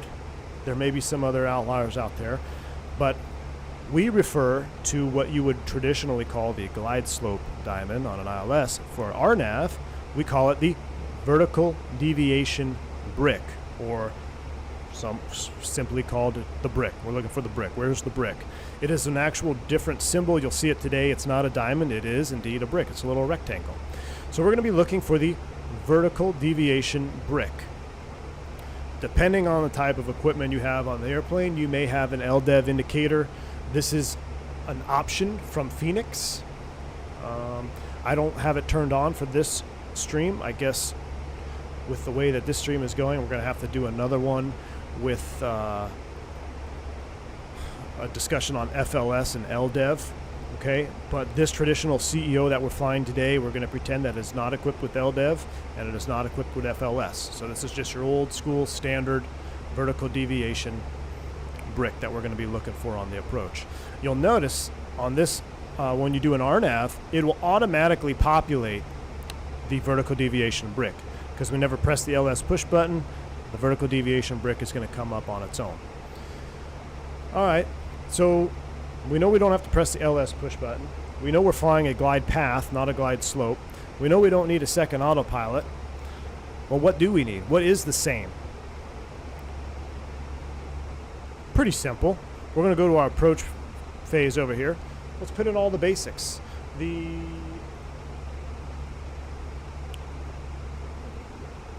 minimums for the LNAV today are going to be 1160. Now, this will be dependent upon your operator, depending on where you fly in the world. Most operators will have some type of additive requirement for a straight LNAV minimum. On this approach, due to its location, due to TERPS data, due to several other factors, the only published minimum for the RNAV X-ray is an LNAV minimum, meaning when you get to the bottom, we're only giving you LNAV minimums. This is what you get, 1160. For us, we have to add 50 feet whenever we see an MDA. This is a minimum descent altitude of 1160. An easy way to remember that, must do addition. You could put 1160 in here. It's not going to hurt anything, but we're going to add 50 feet, and we're going to call that 1210. All right, that's 40 plus 10. Yeah, that's 1210. So our actual barrel minimum must do addition is going to be 1210 for us today. Just adds 50 feet. That's really a safety, kind of a safety net. I'd be curious to see if you guys are in chat. Maybe you don't do it at your operator. Let me know. Or maybe you put a different altitude in there. Even at my previous operator, same deal. We had an additive for an MDA. The reason I kind of brought that up is on this particular approach, it's very easy. We only have one set of minimums. We just have LNAV. There are other GPS and RNAV approaches where you will have different sets of minimums. You may see a GPS approach that has LNAV minimums, and it may have LNAV and VNAV minimums. That minimum altitude, typically not always, is going to be different than your LNAV minimum. Well, it's always going to be different. I shouldn't say always. But that means you have to have vertical navigation capability within your GPS capability. The Airbus A320 that we're flying today going into LaGuardia, it does have that capability. So if we were to see LNAV, VNAV minimums here, we could put those in. You may see other minimums such as LPV lateral plus vertical. This is a whole nother can of worms. Different equipment is required. It's expensive. Traditionally speaking, at least in the United States, it is not a very popular option for commercial aircraft at this moment in time. It could vary. I got a buddy who flies a G6. They use LPV all the time. WAS, kind of a different set of circumstances. We're not going to talk about it today. But it's very common to see LNAV minimums and then LNAV VNAV minimums. The LNAV VNAV minimums won't have an MDA. They'll just have a DA.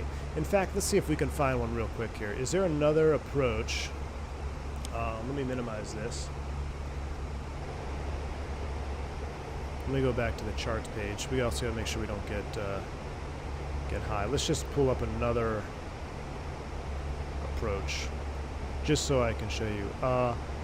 RNAV GNSS into. Okay, so this is Quebec City. So again, what's a GNSS? This is just more naming, non-standardization of what's happening. This is still technically a GPS. It is an RNAV approach. This is the Zulu approach. Let's just take a look at the minimums here. LPV, this is what I was just talking about. This CEO that we're flying right now in the Fenix, we're not LPV capable. This Fenix that we're flying in LaGuardia, we are LNAV VNAV capable. We could, if we were going back to Quebec for air return, this is the minimum we would use, 494. Look how much lower it is than the LNAV here. The LNAV, 600. MDA, must do addition, we actually have to make this say 650 in the box. LNAV VNAV, if you have vertical navigation systems on your airplane, which most every Airbus does, you could use this mode. Gets you down pretty low. Here's the caveat though. Look, you can do 494 LPV with the approach light system out. With it, 444. That's a difference of what, 50 feet? So to financially retrofit all your airplanes for LPV minimums to give you another 50 feet, is it worth it? Typically, most commonly not. Wingnut's in chat. Awesome to have you here, man. He says Adoptibus A320 uses LPV all the time. Best bus. That's a great example of new technology. A320's coming out. I'm sure a lot of the new Neos coming out. It's an option. I'm sure Airbus asks you as an option when you order them. Hey, would you like your LPV minimums? So you could. I'm not saying, oh, well, he said we don't fly LPVs. I'm just saying, generally speaking, Airbuses right now, the most common is LNAV VNAV, but the Adoptibus A320 is LPV capable. Different discussion for a different day. All you really need to know, all this boils down to, is it's just a more accurate, tighter tolerance equipment set, both for the approach and for the aircraft to be able to fly these approaches. That's really all it is. It's just more money, more equipment. You can get down a little bit lower. So you'd have to run the, you sort of have to have some little bean counter saying, is it effective to retrofit our airplanes to do LPV? Most of the time it's going to be no. But back to our original discussion, if you're doing an RNAV approach after a day's stream and you see both sets of minimums, the Fenix Airbus, the Tolis Airbuses, all the Airbuses available in SimWorld, we're all LNAV VNAV capable. So use your LNAV VNAV minimums, unless you have some sort of failure, which, again, different ballpark. So we've set it up. Let's go back to where we are. Let's go back to our, LaGuardia. Let's get our GPS approach out. Anthony Teal, thank you for the $10 super chat. Again, my friend, appreciate you. Thanks for the answers. I don't have follow-up, but I don't want to take over the RNAV discussion soon. I'll send you a D. I do have follow-up, but I don't want to take over. I'll send you a DM in Discord. Anthony Teal, I appreciate the additional $10 super chat, my friend. You're not taking up any of the time. If you have questions, throw it in chat. If I can get to it, I'll get to it. You never know. It may trigger something in my mind I want to discuss about too. So pop it in the chat. I'm sure someone else in the chat might have an answer for you as well. So I appreciate the support, Anthony Teal. Thank you for another $10 super chat.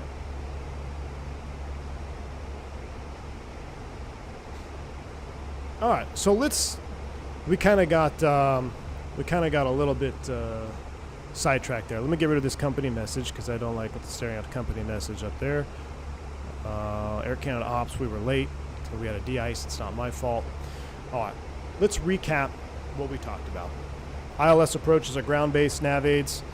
GPS approaches are satellite-based approaches, so there's nothing on the ground. For that reason being, they're not going to be as accurate, or these types of approaches are not certified to be as accurate, bring you down as low level as ground-based nav aids, which are the most common ILS. That's the basic difference there. Flying the approach, since we know we're not flying a glide slope or a localizer, there's no need to press the LS push button. Since we're not doing any auto land, there's no auto land capabilities on an RNAV approach. We don't even need to arm the second autopilot. It won't even let you arm the second autopilot. Cool. Pretty simple. So what do we need to do? We put minimums in the box. We discuss the difference. LNAV versus LNAV VNAV. The Fenix is capable of LNAV VNAV. This particular approach that we're flying in LaGuardia does not have an LNAV VNAV minimum published, so we're stuck with just the plain LNAV, which coincidentally is an MDA, a minimum descent altitude. The minimum descent altitude is always going to be higher than a decision height, or that's incorrect. The minimum descent altitude is always going to be higher than a decision altitude, or a DA. Because of that, our procedure, we had 50 feet. Yours may be different. If you're a real operator out there, you may have something different. We added 50 feet to our minimums. Okay. So there's really nothing to set up. It's actually, so far, we've pressed one less button for an RNAV approach than we would be pressing for an ILS approach. We didn't press the LS push button. Everything else has been exactly the same. Symbology-wise, this will be a little bit easier once we get on the approach. I can explain it to you. We know we're going to get a vertical deviation scale. It's going to pop up automatically. We know that the brick, we call it the brick, is going to look different than a diamond because it is a different approach. You want to be able to distinguish the difference. If everything was the same symbol, you could see where that would get a little bit confusing if you were like, well, are we on an ILS approach or are we on an RNAV approach? If it was the same symbol. So that's the reason there's a difference in symbology. So we're looking for a brick. Now that leaves us to the last topic, or the last part of this discussion, and that's, what do we have to do, or what is the airplane going to do to fly this approach? And this is where it can get a little bit confusing if we get off topic. So I want to try to run through this as plain and simple. There was a time when the Airbuses that I was flying, that if you were on an RNAV approach or a GPS approach, I'm just, for the sake of discussion, I'm just going to call them all RNAVs right now. If you were on an RNAV approach and you were outside of the final approach point, let me say that again, the final approach point, because a final approach fix is for an ILS approach. The final approach point for an RNAV approach, slight different terminology. In this particular case, they mean pretty much the same thing. It is the final approach point where you are continuing inbound. If you were at an altitude other than the final approach point altitude, in this case, Gakar at 2,200 feet, and you armed up the approach, the airplane would not intercept the vertical deviation brick. You had to be at the final approach point altitude of Gakar at 2,200 feet. So, if I was flying this particular approach in that type of airplane with that type of system, if I hit Pachu, the only way to get down to Shea would be to either do an open descent, a vertical speed descent, a flight path angle descent. I would have to manually descend the aircraft to cross Shea at 2,500 or above, and consequently I'd have to do the same thing from Shea to Gakar. I'd have to get down to 2,200 feet. Or else when I passed Gakar, the airplane would not track the vertical deviation brick down. Now, in recent years, several years ago, Airbus technology keeps developing, right? Keeps getting more advanced. Now, as long as you have this approach loaded and you have the approach properly selected, the one you're properly selected, so in this case we've properly selected the RNAV GPS X-ray for 3-1. If we have that selected and you hit the approach push button, this case on the mini FCU right there, you hit that approach push button. If you are at or below 3,000 feet, the airplane is going to capture that vertical deviation brick, and it is going to calculate the best path to do a constant descent between Pachu at 3, Gakar at 2,200 feet without leveling off at 2,500 feet. So depending on the approach, it may be a little bit past Pachu where it starts down. It wouldn't start down in front of, but it might be a little bit past, or it might be right at Pachu. This has been kind of a plaguing issue for the TOLUS airplanes when they first came out. When TOLUS first released the 319, it had the old style navigation where you had to be at the final approach point altitude or it wouldn't capture. I think TOLUS has since updated that, and I know the Fenix is capable of arming the approach and flying Pachu inbound. So it makes for a very simple approach to fly, as long as you understand that you must be at Pachu 3,000 feet or below to capture the final approach mode. What do I mean by final approach mode?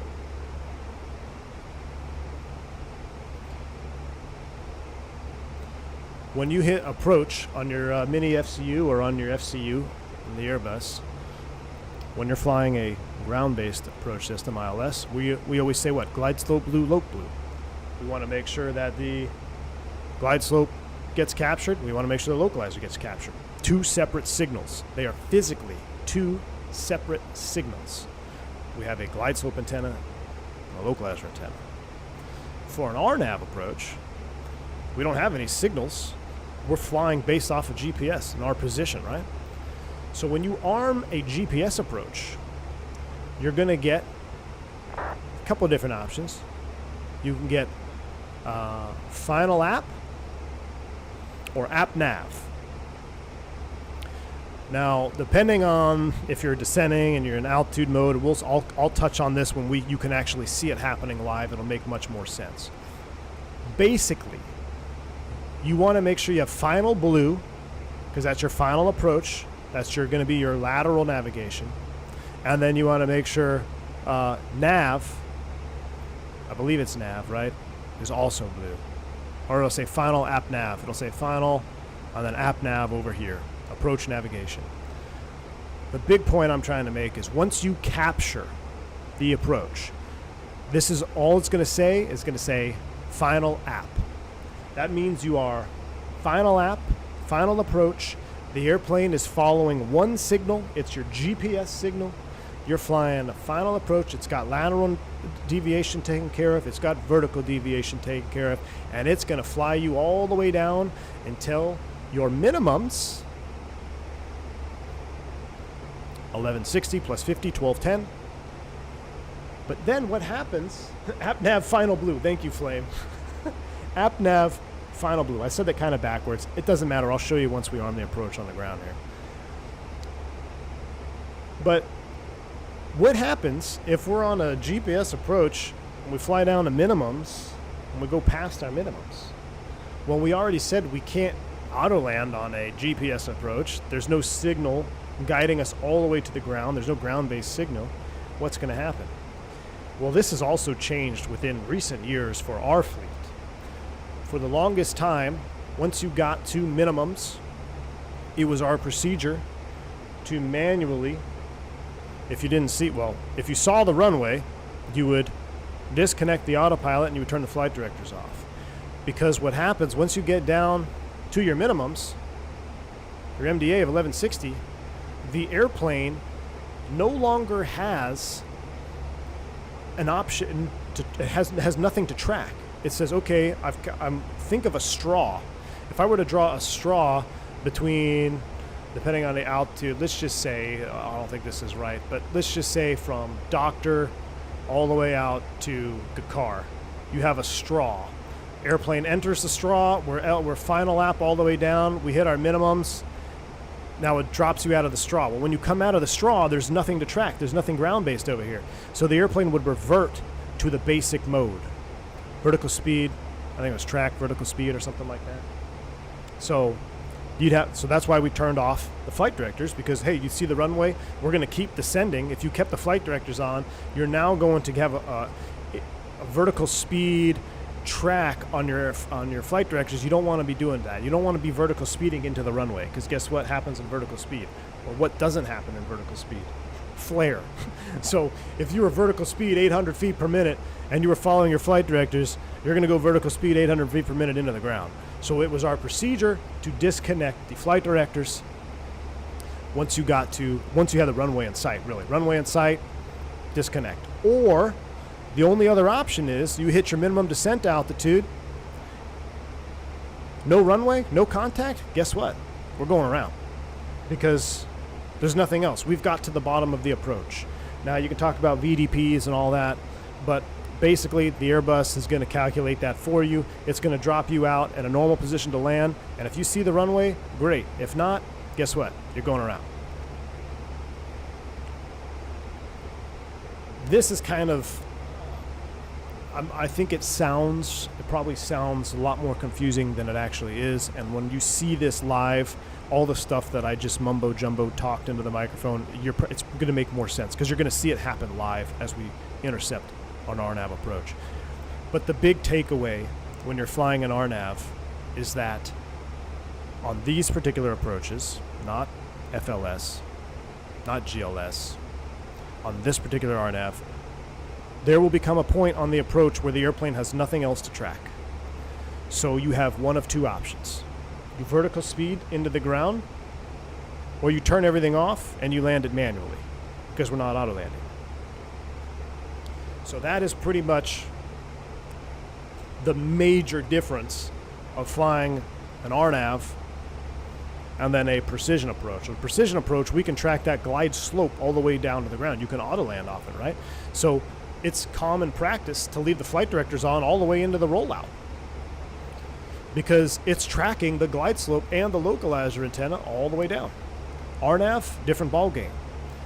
Depending on the approach, it's your missed approach point. Your lateral deviation is going to be ending at the missed approach point, which is typically the beginning of the runway. Or when we talk about VDPs and normal position to land, once you pass your VDP, you have to go around. What is a VDP? Oh, use the FCU. I totally forgot, Vodka. Dang it. Totally forgot. Visual descent point is a point at which you can see the runway and you are in a normal position to land. Because by definition, let's look at the missed approach. So by definition on this RNAV X-ray, the missed approach point is runway 31. So theoretically, legally speaking, you could fly at 1160 or 1210 feet, 1210. You could fly at 1210, your minimum altitude, and go all the way until the runway 31 missed approach point. But guess what? If I'm at, let's just say I'm at Doctor, which is 1.1 or inside of a mile, and I'm at 1210 feet, which is over 1,000 feet above the ground. If I'm 1,000 feet at the runway threshold, am I in a normal position to land? No. So what's the point of continuing an approach past your spot of where you would be at a normal position to land? Now, there are ways to calculate VDPs. Someone in chat put the formula in there. Was it ground speed, something? Listen, for us flight simmers, you don't need any of that. The airplane is going to do it for you. Go down to your minimums. If you see the runway, turn off the autopilot and land the airplane. If you don't, go around. Because guess what? There's nothing else for you to track once you get down there. Yes, you would be legal to level off at 1,210 feet in this particular approach and fly all the way to the runway 31 threshold before having to execute the go-around. But even if you saw the runway at the threshold at 1,200 feet above the ground, there is no way you're going to get down without doing something that is very non-standard, and you're probably not even going to stop at that point. So why even bother? Punch out, you hit your minimums, no runway, punch out, go missed, come back and try it again, or do a different approach that can get you lower. There we go. VDP is your height above touchdown divided by 300 feet. Is that what it is? Just use the force. That's how I pass my check ride. So I know we had a lot of chit chat on that. I will. I'll see if I can scroll back here in the chat, but let me make sure we get everything set up.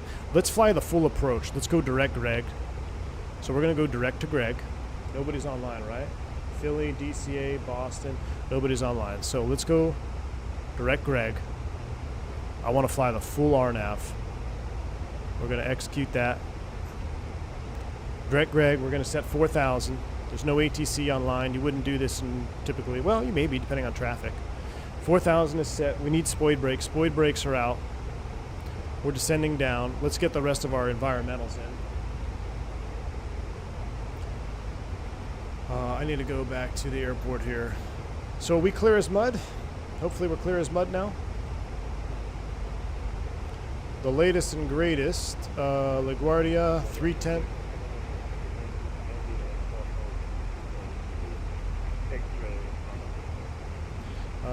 Let's see, 310. Oh gosh, it's not sticking up. At 22? 310 at 22, gust 3.4. Spicy. 310 at 22. I know. Every time I click on it, it goes away. 29er83 and temperature 7. So 29er83, temperature 7. There you go. You happy now, Airbus? We are having a hard time. Let's go ahead and select speed. We're going to do this. I'm going to set 10,000 in the mini FCU. We're going to go thrust idle open, descent 340, speed brake out. Help me get down. They called you? No, it was just Delta calling me. Spinning the holdover newbie? I don't think so, man. I'm going to go direct to Greg. I'll make a radio call. LaGuardia traffic, Air Canada 357. We're about 20 miles to the northwest of LaGuardia. We're out of 19,000 feet. We're setting up for the RNAV X-ray 31 via Greg, LaGuardia traffic. All right, so we're doing the full approach. Greg at 4,000. We're hustling down. Magic barrel ref key, not yet, but it's what, 30 or 29er83. 29er83 is set. We'll go auto brakes low. We'll go manual brakes, full reverse. Pressurization, we'll clear that off there. That's just a Fenix thing. We'll get the seatbelts back on. Now, before we get back, heads down here, let me see if I missed any easy questions I can answer. Isn't SLS? Yeah. So, Flame, the whole thing, this whole discussion on this particular flight, we are just talking basic RNAV GPS. We're going to have to do another flight where we do an FLS approach, because if you guys want your minds to be blown, everything I just talked about is also completely different when you do FLS approaches. But it's simple in the fact that the reason FLS approaches are even coming along is to make every single approach, whether it's an RNAV or an ILS, be flown the exact same way. So there's now technologies out there that's allowing us to have a very standard operating procedure on how you fly and how you set up the approach. You hit the LS push button. You hit AP2, I believe. Do you hit AP2 on an FLS? I don't remember. It's been a while since I flew one. I did it into Burbank. I think it was Burbank. Speed alt star, roll back the speed, 250. Just caught it. Actually, we'll do 240. But yeah, that's a different topic. We will do that next. The next Airbus stream, we will then break into the we're going to be high over Greg. So, because I want to be stable, let's do a hold over Greg real quick. Let's do a procedure turn over Greg. Greg, hold, computed, insert. We're going to do one turn in the hold at Greg, because we're not going to be able to make it. Oh, why am I doing it with my hand? That's right. 4,000. Thrust idle, open, descent. Lights are coming on. Everything's coming on.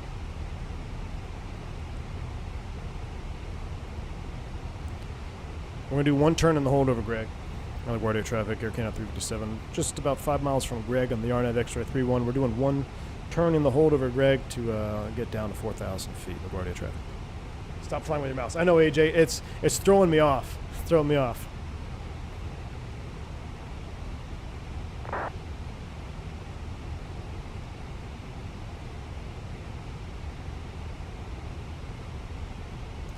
Yes, talk about precision and non-precision.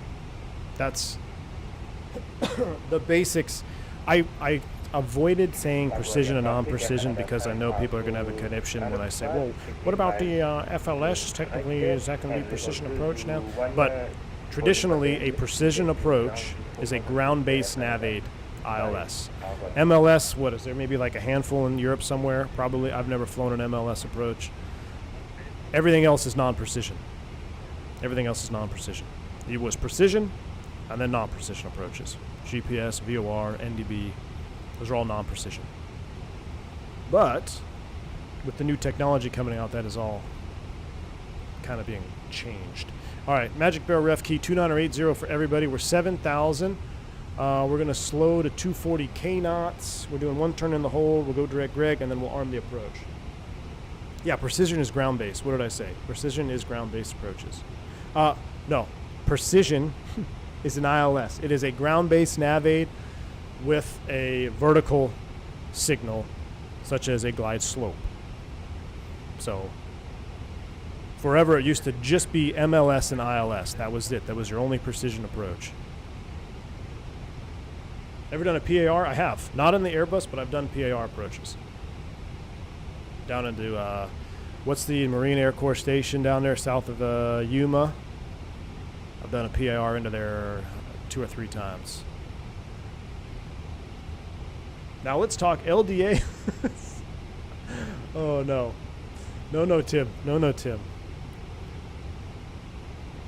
We probably could have made it. I tell you what. 4,000. We actually would have been really close.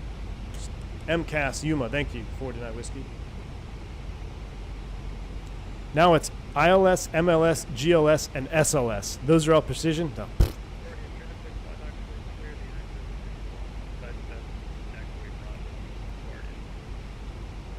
All right, we're in this turn here. I'll tell you what, let's go Air Canada 357. We're going to manually do this. Flight heading 340. Flight heading 340. Boarding traffic, Air Canada 357, 4,000 feet, turning outbound on the present position hold over Greg, and we'll recycle back for the ILS or RNAV X-ray 31, LaGuardia.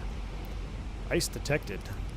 Well, in that case, let's get it all on because I don't know what Microsoft is doing. So we'll get all of our icing on. I see the traffic coming in here, and I don't want to cause anybody to go around.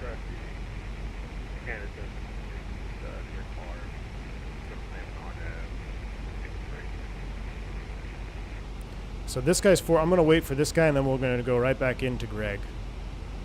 We'll go right back into Greg.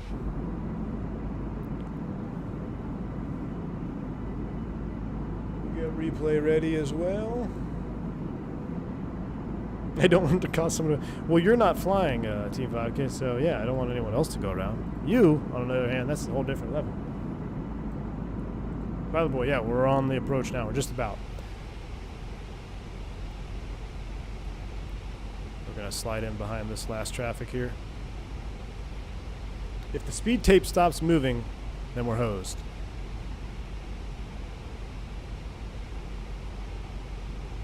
All right. Oh, that traffic is just passing off our right wing. We'll make one more turn here in the heading.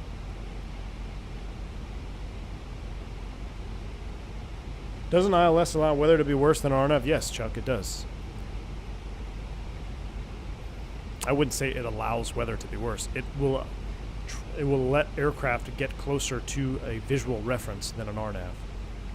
All right, direct to Greg without the hold. Insert. Watch this. We're going to arm the approach. Approach is armed. We are final app nav. So our lateral deviation column and our FMA, we are advanced tech now in the Airbus. We are app naving. So app nav is already armed. That's taking care of our approach navigation in the lateral. Our final is blue. Once final is captured, we get final app.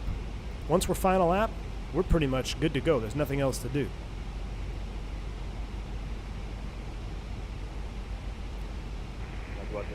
And we're 240 selected speed. Let's go ahead and activate the approach. Now look, with our approach activated, there's the brick. Vertical deviation is all the way above us. So we have pressed 2 less buttons than an ILS. We didn't need to press the LS. We didn't need to press AP2. All we did is hit approach. Our vertical deviation automatically pops up. We're at 4,000 feet. Theoretically now, let's see if it does it. It'll make me a liar. Let's see if it will eventually capture the vertical deviation. So 4,000 feet at Greg. It's mandatory until... it's mandatory all the way around till Pachu. So, theoretically, this is going to stay like this until the Pachu intersection. We're at 4,000.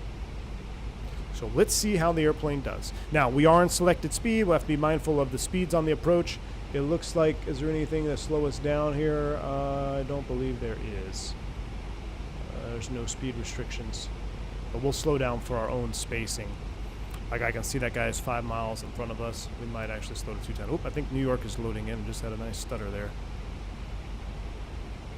LaGuardia traffic, Air Canada 357. We're 8 miles from Zard on the RNAV X-Ray 31, LaGuardia. Is this an RF turn? No, this is not. We'll slow it up here. LaGuardia traffic, Air Canada 714. We're 5 miles south of Vard. RNAV 32 X-ray, LaGuardia traffic.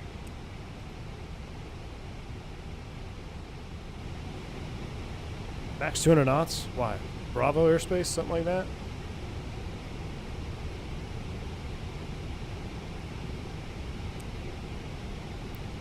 Now what'll be interesting is this is going to get very close to auto-sequencing everything around. Hopefully it doesn't. LaGuardia traffic, Air Canada 5 Harbour start going back. We'll maintain 210.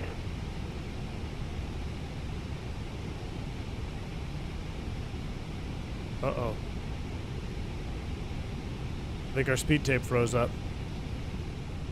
Sorry, traffic, Air Canada 766, 5.5 miles away from Our speed tape froze. RNAV X-ray. Let's get our probe and window heat on. Let's see if that fixes it. Autopilot disconnect because we're right into V Alpha Prot. Let's go flaps 1. Oh, now we're going to get an overspeed warning. Oh, we're in high-speed protection. Oh, shit.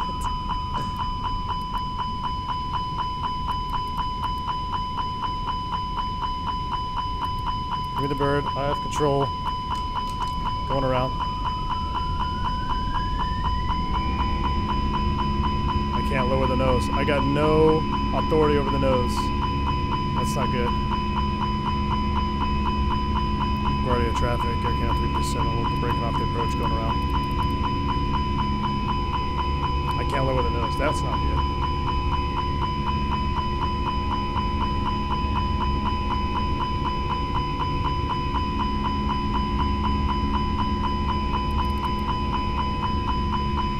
Come on, baby. Roll it. Roll it. Come on, baby. Get that nose down. Get that nose down.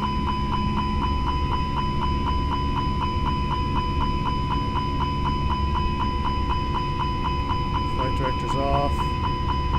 Where'd my bird go?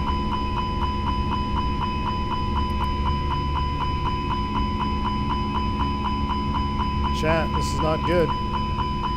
This is not good, chat. We're going in. I think we've iced up, chat. 0 lift line. Come on, baby. Give me some speed.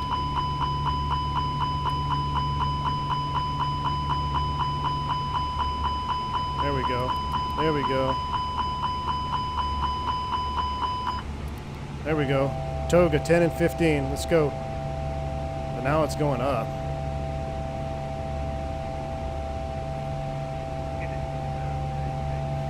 Yeah, it's going up. Why is it doing that?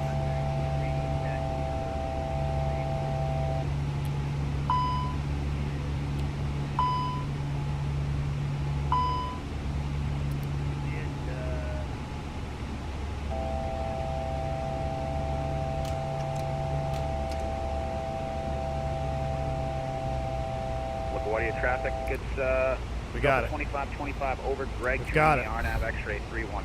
Full approach. Let's reset this up here. Hold on. We're not done yet, chat. We're not done. I'm not giving up yet. Direct 2. Come back on. Autopilot 1.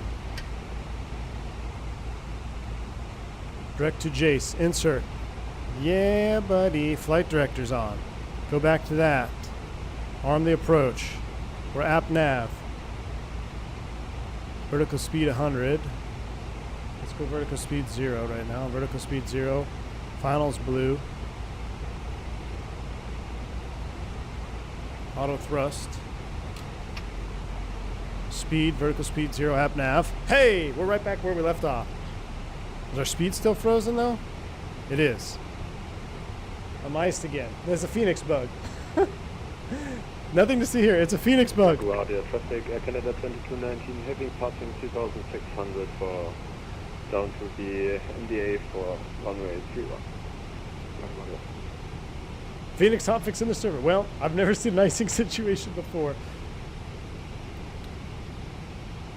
We're at 4,000.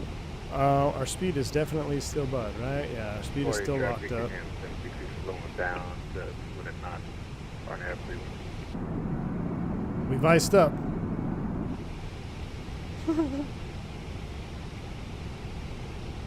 But here's the thing, it's slowing down. Hold on, let me go manual thrust. I'm gonna fly this thing with pitch and power settings only.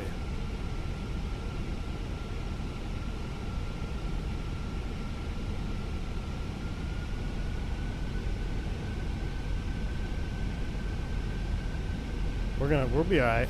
Hey, everything's fine. Everything's fine. I got manual thrust. We're vertical speed 0. We're back to where we started, chat. Back to where we started.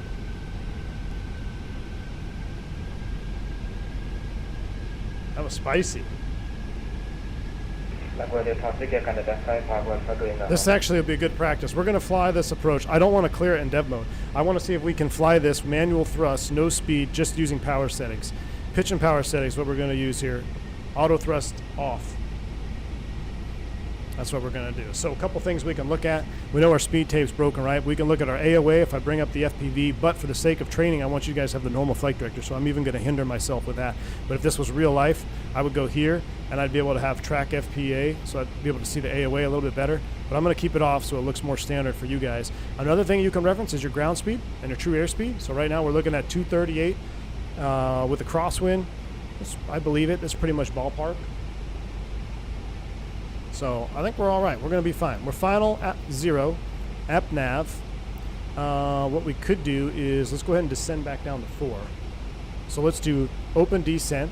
So it'd be thrust idle, open descent, down to 4,000. Altitude is bleh. We're looking good. Yeah, speed tape is frozen on the first officer side as well. Yes, it's frozen on all of them. It's frozen on all of them. Cleaner's gonna need to tidy up my chair when we land. Hey, we recovered though. We were deep stalled. I had no authority getting those down, but we got it down. And we still got it down. All right. Yeah, there's no backup speed scale on this. That would be really helpful. Be really helpful if we had a backup speed scale on the Fenix on this particular scenario, but we do not have it. And I don't believe you can force it either, right? Yes, this is a Fenix bug, Tukatari. This is a Fenix bug. There's Outstar. We're leveling 4,000 feet. LaGuardia traffic, Air Canada 357. We're 6 miles from Nicole on the RNAV GPS 31. LaGuardia. Dougal, yeah. Yeah, we would declare an emergency at this point. Now, the problem is, watch this. If I go flaps 1, this is what the problem is going to be here, because it's going to think I'm overspeeding. Air Canada 766 from Delta 25. And then it would force us into that climb again. So we have to do a 0 flap. Yeah, I'm holding managed here. So this is our problem.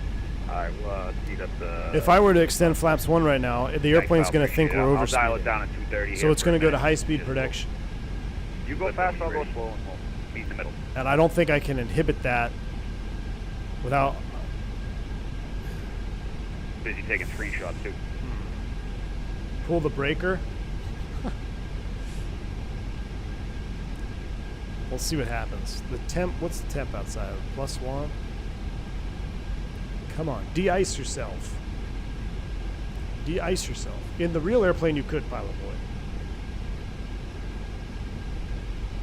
In the real airplane, you could. If I put it in direct loft lane, then we won't be able to see the RNAV lock up here. So I'm gonna let it fly the approach. We'll end up, I'll tell you what, we'll fly the approach. If it doesn't fix itself, then we'll go around and then we'll do approach for real. But I want to leave the flight directors in normal so we can see what it does here for the GPS. So right now we're out at nav. We know it's not going to descend until approximately Pachu. There's our brick. It's above us. Vertical deviation. Things are looking good.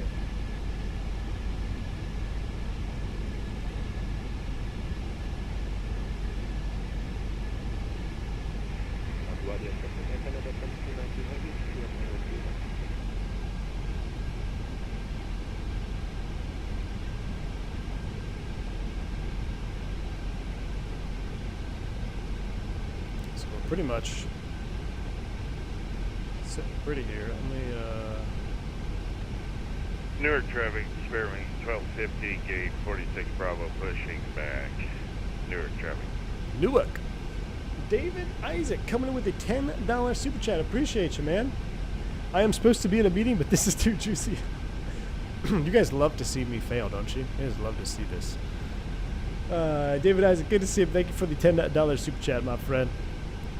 Appreciate you. Hopefully we don't get you too distracted here. There's our lovely Microsoft Flight Simulator bridge.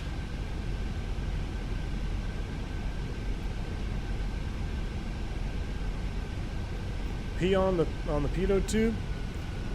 Checking faults. That's a point. Could we manually reset a traffic. fault? Aircan 766 miles away from the cold. No. It's because it's a Microsoft bug. I wonder if we get lower, if it would help it. No flight recorder just yet. Because what's going to happen, guys, is we're going to have to go around because I can't extend flaps in this airplane without it pitching up. Now, in the real life, what we would do is we would force it into alternate law. We would get rid of the protections, and then we could start doing it ourselves. You could emergency cancel the overspeed. But I don't think that's going to work. And as far as working with the flight, it won't work with the flight directors. So we're going to have to do that on the second approach. But Flame, I will. This is the first time this has ever happened to me, Flame. So I blame Flame. It's Flame's fault. Could change the weather, but there's no fun in that. I actually want to see what happens. We got plenty of gas. We got 7,000 pounds. Don't you all want to see what happens? Why go easy mode and try to clear it out? See if we can get down. See if we can adapt. Improvise, adapt, and overcome. Does Fenix simulate alternate law? It does, AFO. I could get her down, AFO. I could do that. But I would lose all the symbology that I want to show you guys for RNAV. So that's why we're not going to do it. I saw the VOS move. Maybe, is it back yet? I'm just testing. Nope. Bring that power back up. Traffic. Oh, piss off. Who's cutting me off here?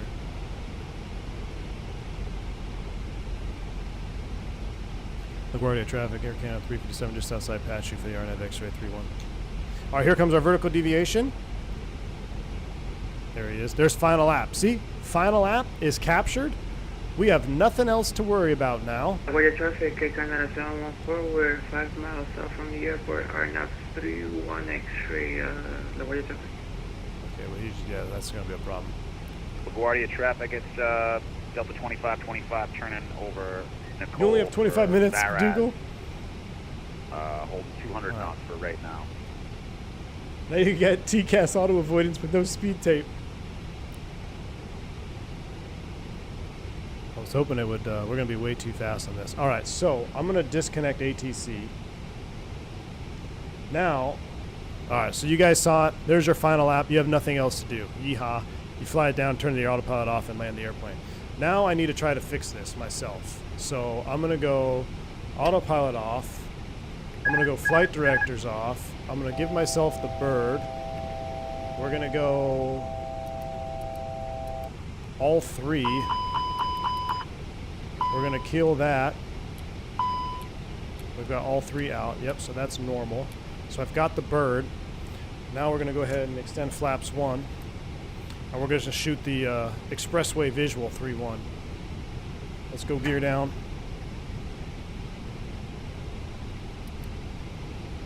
I guess it's not bound. Oh, we're above 250 knots. Oh, is it the solenoid thinks we're above 250, so it won't even drop the gear? You gotta be kidding me. So we gotta oh my. And we're hand flying. Will this work? 1. Oh no. 2.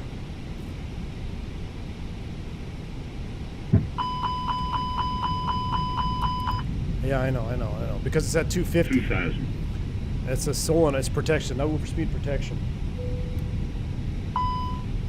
Alright. All recording's coming on. Whoa, look at that AOA. Let's get the power in there.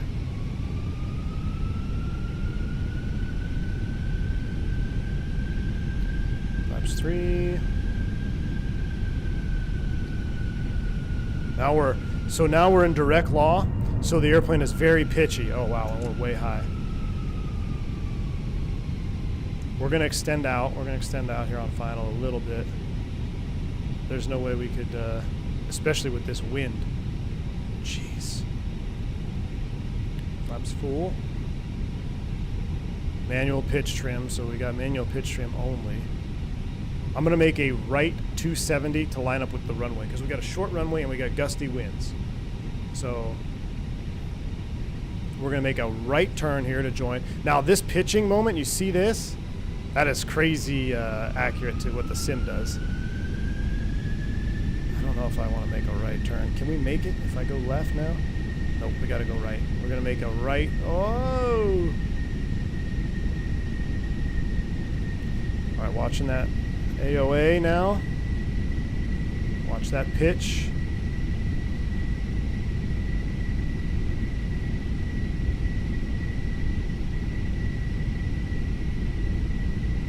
Make a right 270 here. I see my secondary, my airspeed indicator seems to be moving now.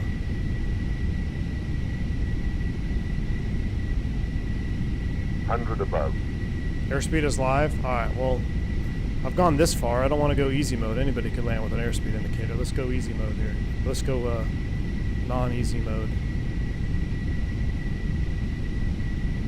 I'll just use the standby. I can see that standby airspeed indicator. 100 above.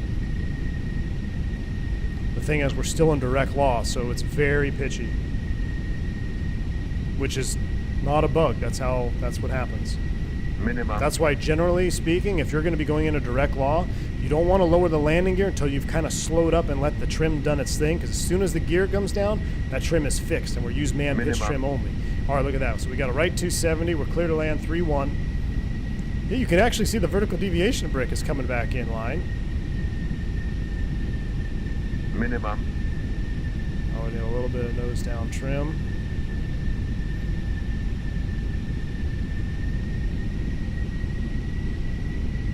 More. Minimum. Not too much though. I'd almost rather have a little less, so when I don't have to flare as much. We're 1 dot high. We're correcting. FAA has several numbers for you to call. We're going to have a lot of numbers. Let's just hope we can stop.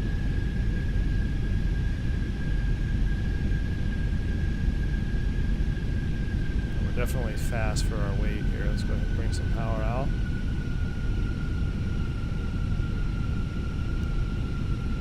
$500.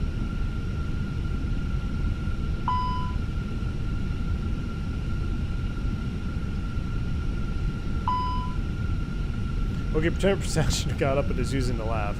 Too bad. 400.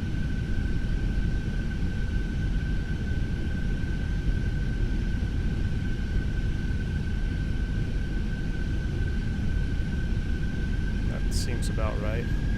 Eesh.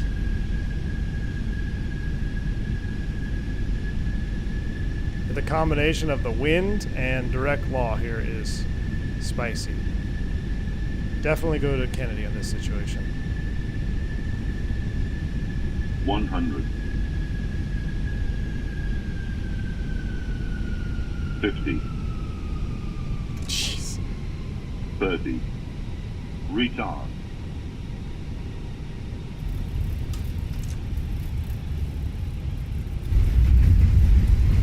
Oh my goodness. That was fun. That was fun. That seemed firm, but I don't care what it was. It was definitely not crashable.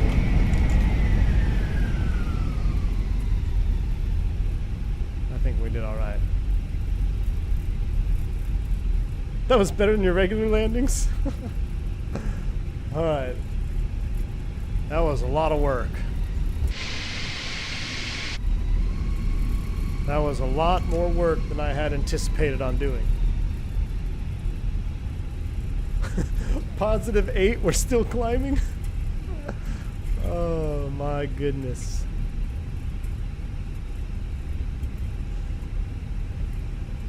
Ladies and gentlemen, welcome to LaGuardia. We'll make a left turn over here. We'll go ahead and disarm you. We'll leave the flaps out because I don't know what the replay is going to do.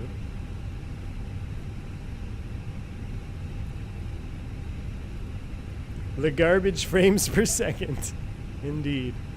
Yeah, this scenery for me has always been very, very hard on frames.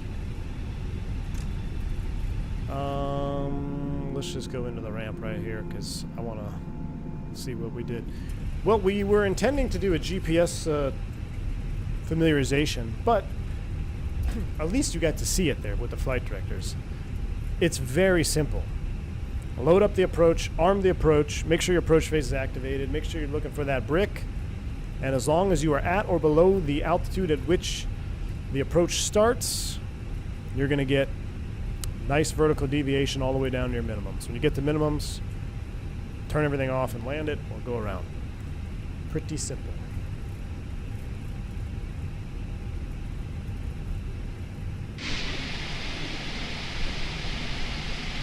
Look at the gear doors out because we manually extend it. It's awesome. Does the park brake work? I hope. Brakes are set. Yes, they are. So, real quick, I want to hit on this because this is actually really cool. When the airplane froze up the speed was frozen at 260 knots. If you try to lower the landing gear at 260 knots, they will not come down because it's an overspeed protection for the landing gear, for the solenoid. Because the airplane thought we were above that speed, it wouldn't let me put the gear down. So the only way to lower the gear in that scenario is to use the manual gear extension lever, which there are a ton of procedures that you would be doing. You wouldn't have done it anything like I just did, but I mean, you would have eventually, but you would have done a much more methodical process. The caveat with lowering the gear now is we were already in alternate law. When the gear comes down in alternate law, what happens? We go into direct law. When you go into direct law, your pitch trim is frozen. You have to use manual pitch trim to adjust. If you go into manual pitch trim at a airspeed of 250 knots, you're going to be using a lot of manual trim to get back to approach speed. So it's kind of a technique there. You really don't want to lower that gear until you really absolutely necessarily need to do it. Maybe 180 knots or so. That way you only have a little bit of trimming to do. The other tip is when you're doing manual trim, you don't want to really trim it up because if you have to go around, guess what? You're not going to have that auto pitch trim when you're going around. That airplane's going to pitch straight for the sky. So it's almost better to have a little bit of forward or a little bit of resistance. I wouldn't say resistance because you can't feel it, but almost you want to have that trim set so where the airplane is, you're almost holding the nose down a little bit. That way, when you go around, you don't have extra trim. Anyway, that was pretty cool that was, we ran into that and simulated everything properly. You can see here, because of the manual gear extension, the turns of the manual gear extension lever on that first one releases the up locks. The second one releases the pressure in the system, I think, or something like that. I can't remember. On the third one is when the gear comes down. Someone in chat, I'm sure, will correct me on that. But basically, it requires 3 turns of the handle all the way to the stop for the gear to drop. And because of that manual extension, those gear doors are going to stay down like that. So that's also properly simulated. Pretty cool. All right, let's see how we actually did here. Let's go ahead and hit replay. And we're going to speed it up. But as it loads in here, I mean, the pitchiness and the twitchiness is exactly what's supposed to happen. Would the gear come up for a go-around after a manual extension? MC349, that would depend on the type of failure that required you to lower the gear. But yes, it is definitely possible to retract them after they, depending on the failure that made you extend them. So it is possible to get them up, but not on every, dependent upon the failure that would cause you to have a manual gear extension. But all right, let's go ahead and zoom it forward here. So we made our turn, we're pitching around. All right, I think we're pretty much on final now.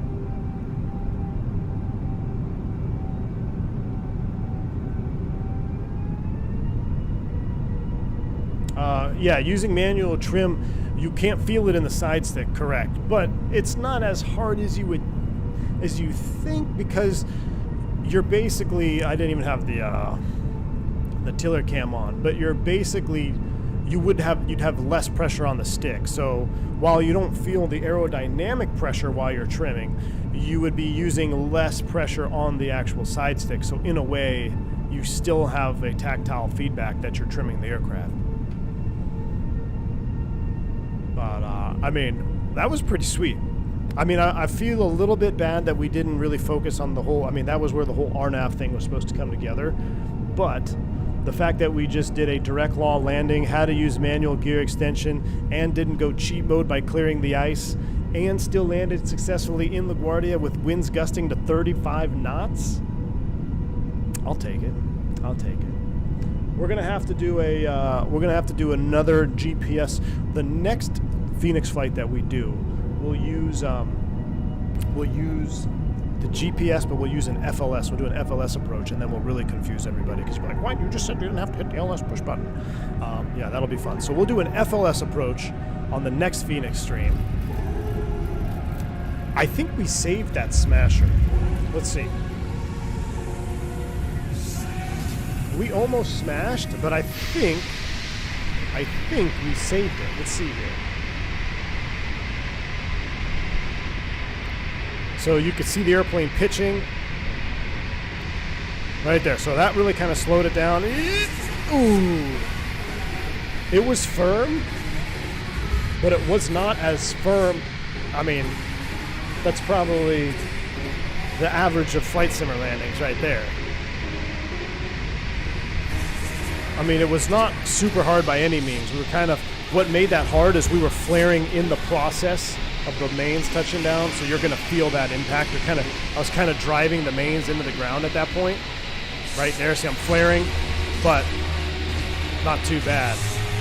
Right on center line, that's all that matters. When you're in an emergency like that, make sure you're on center line, make sure you're in the touchdown zone, get that airplane stopped, live to fight another day, and fill out an ASAP report. Speak for yourself, I butter. Well, not for you, Throttletek Whiskey, not for you.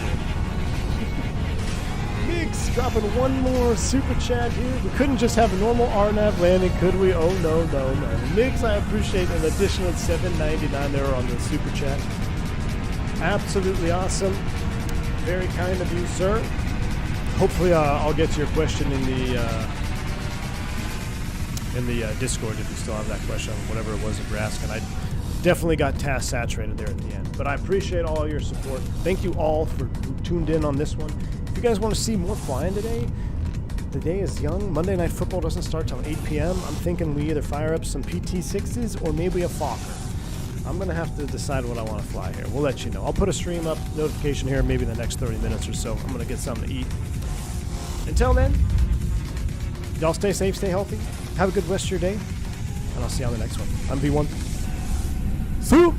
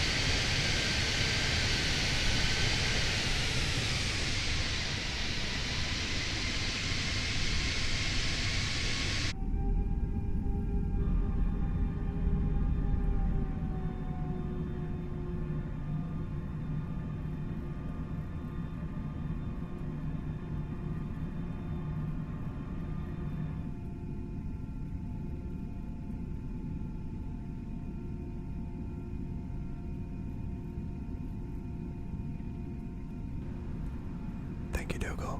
Much love, buddy.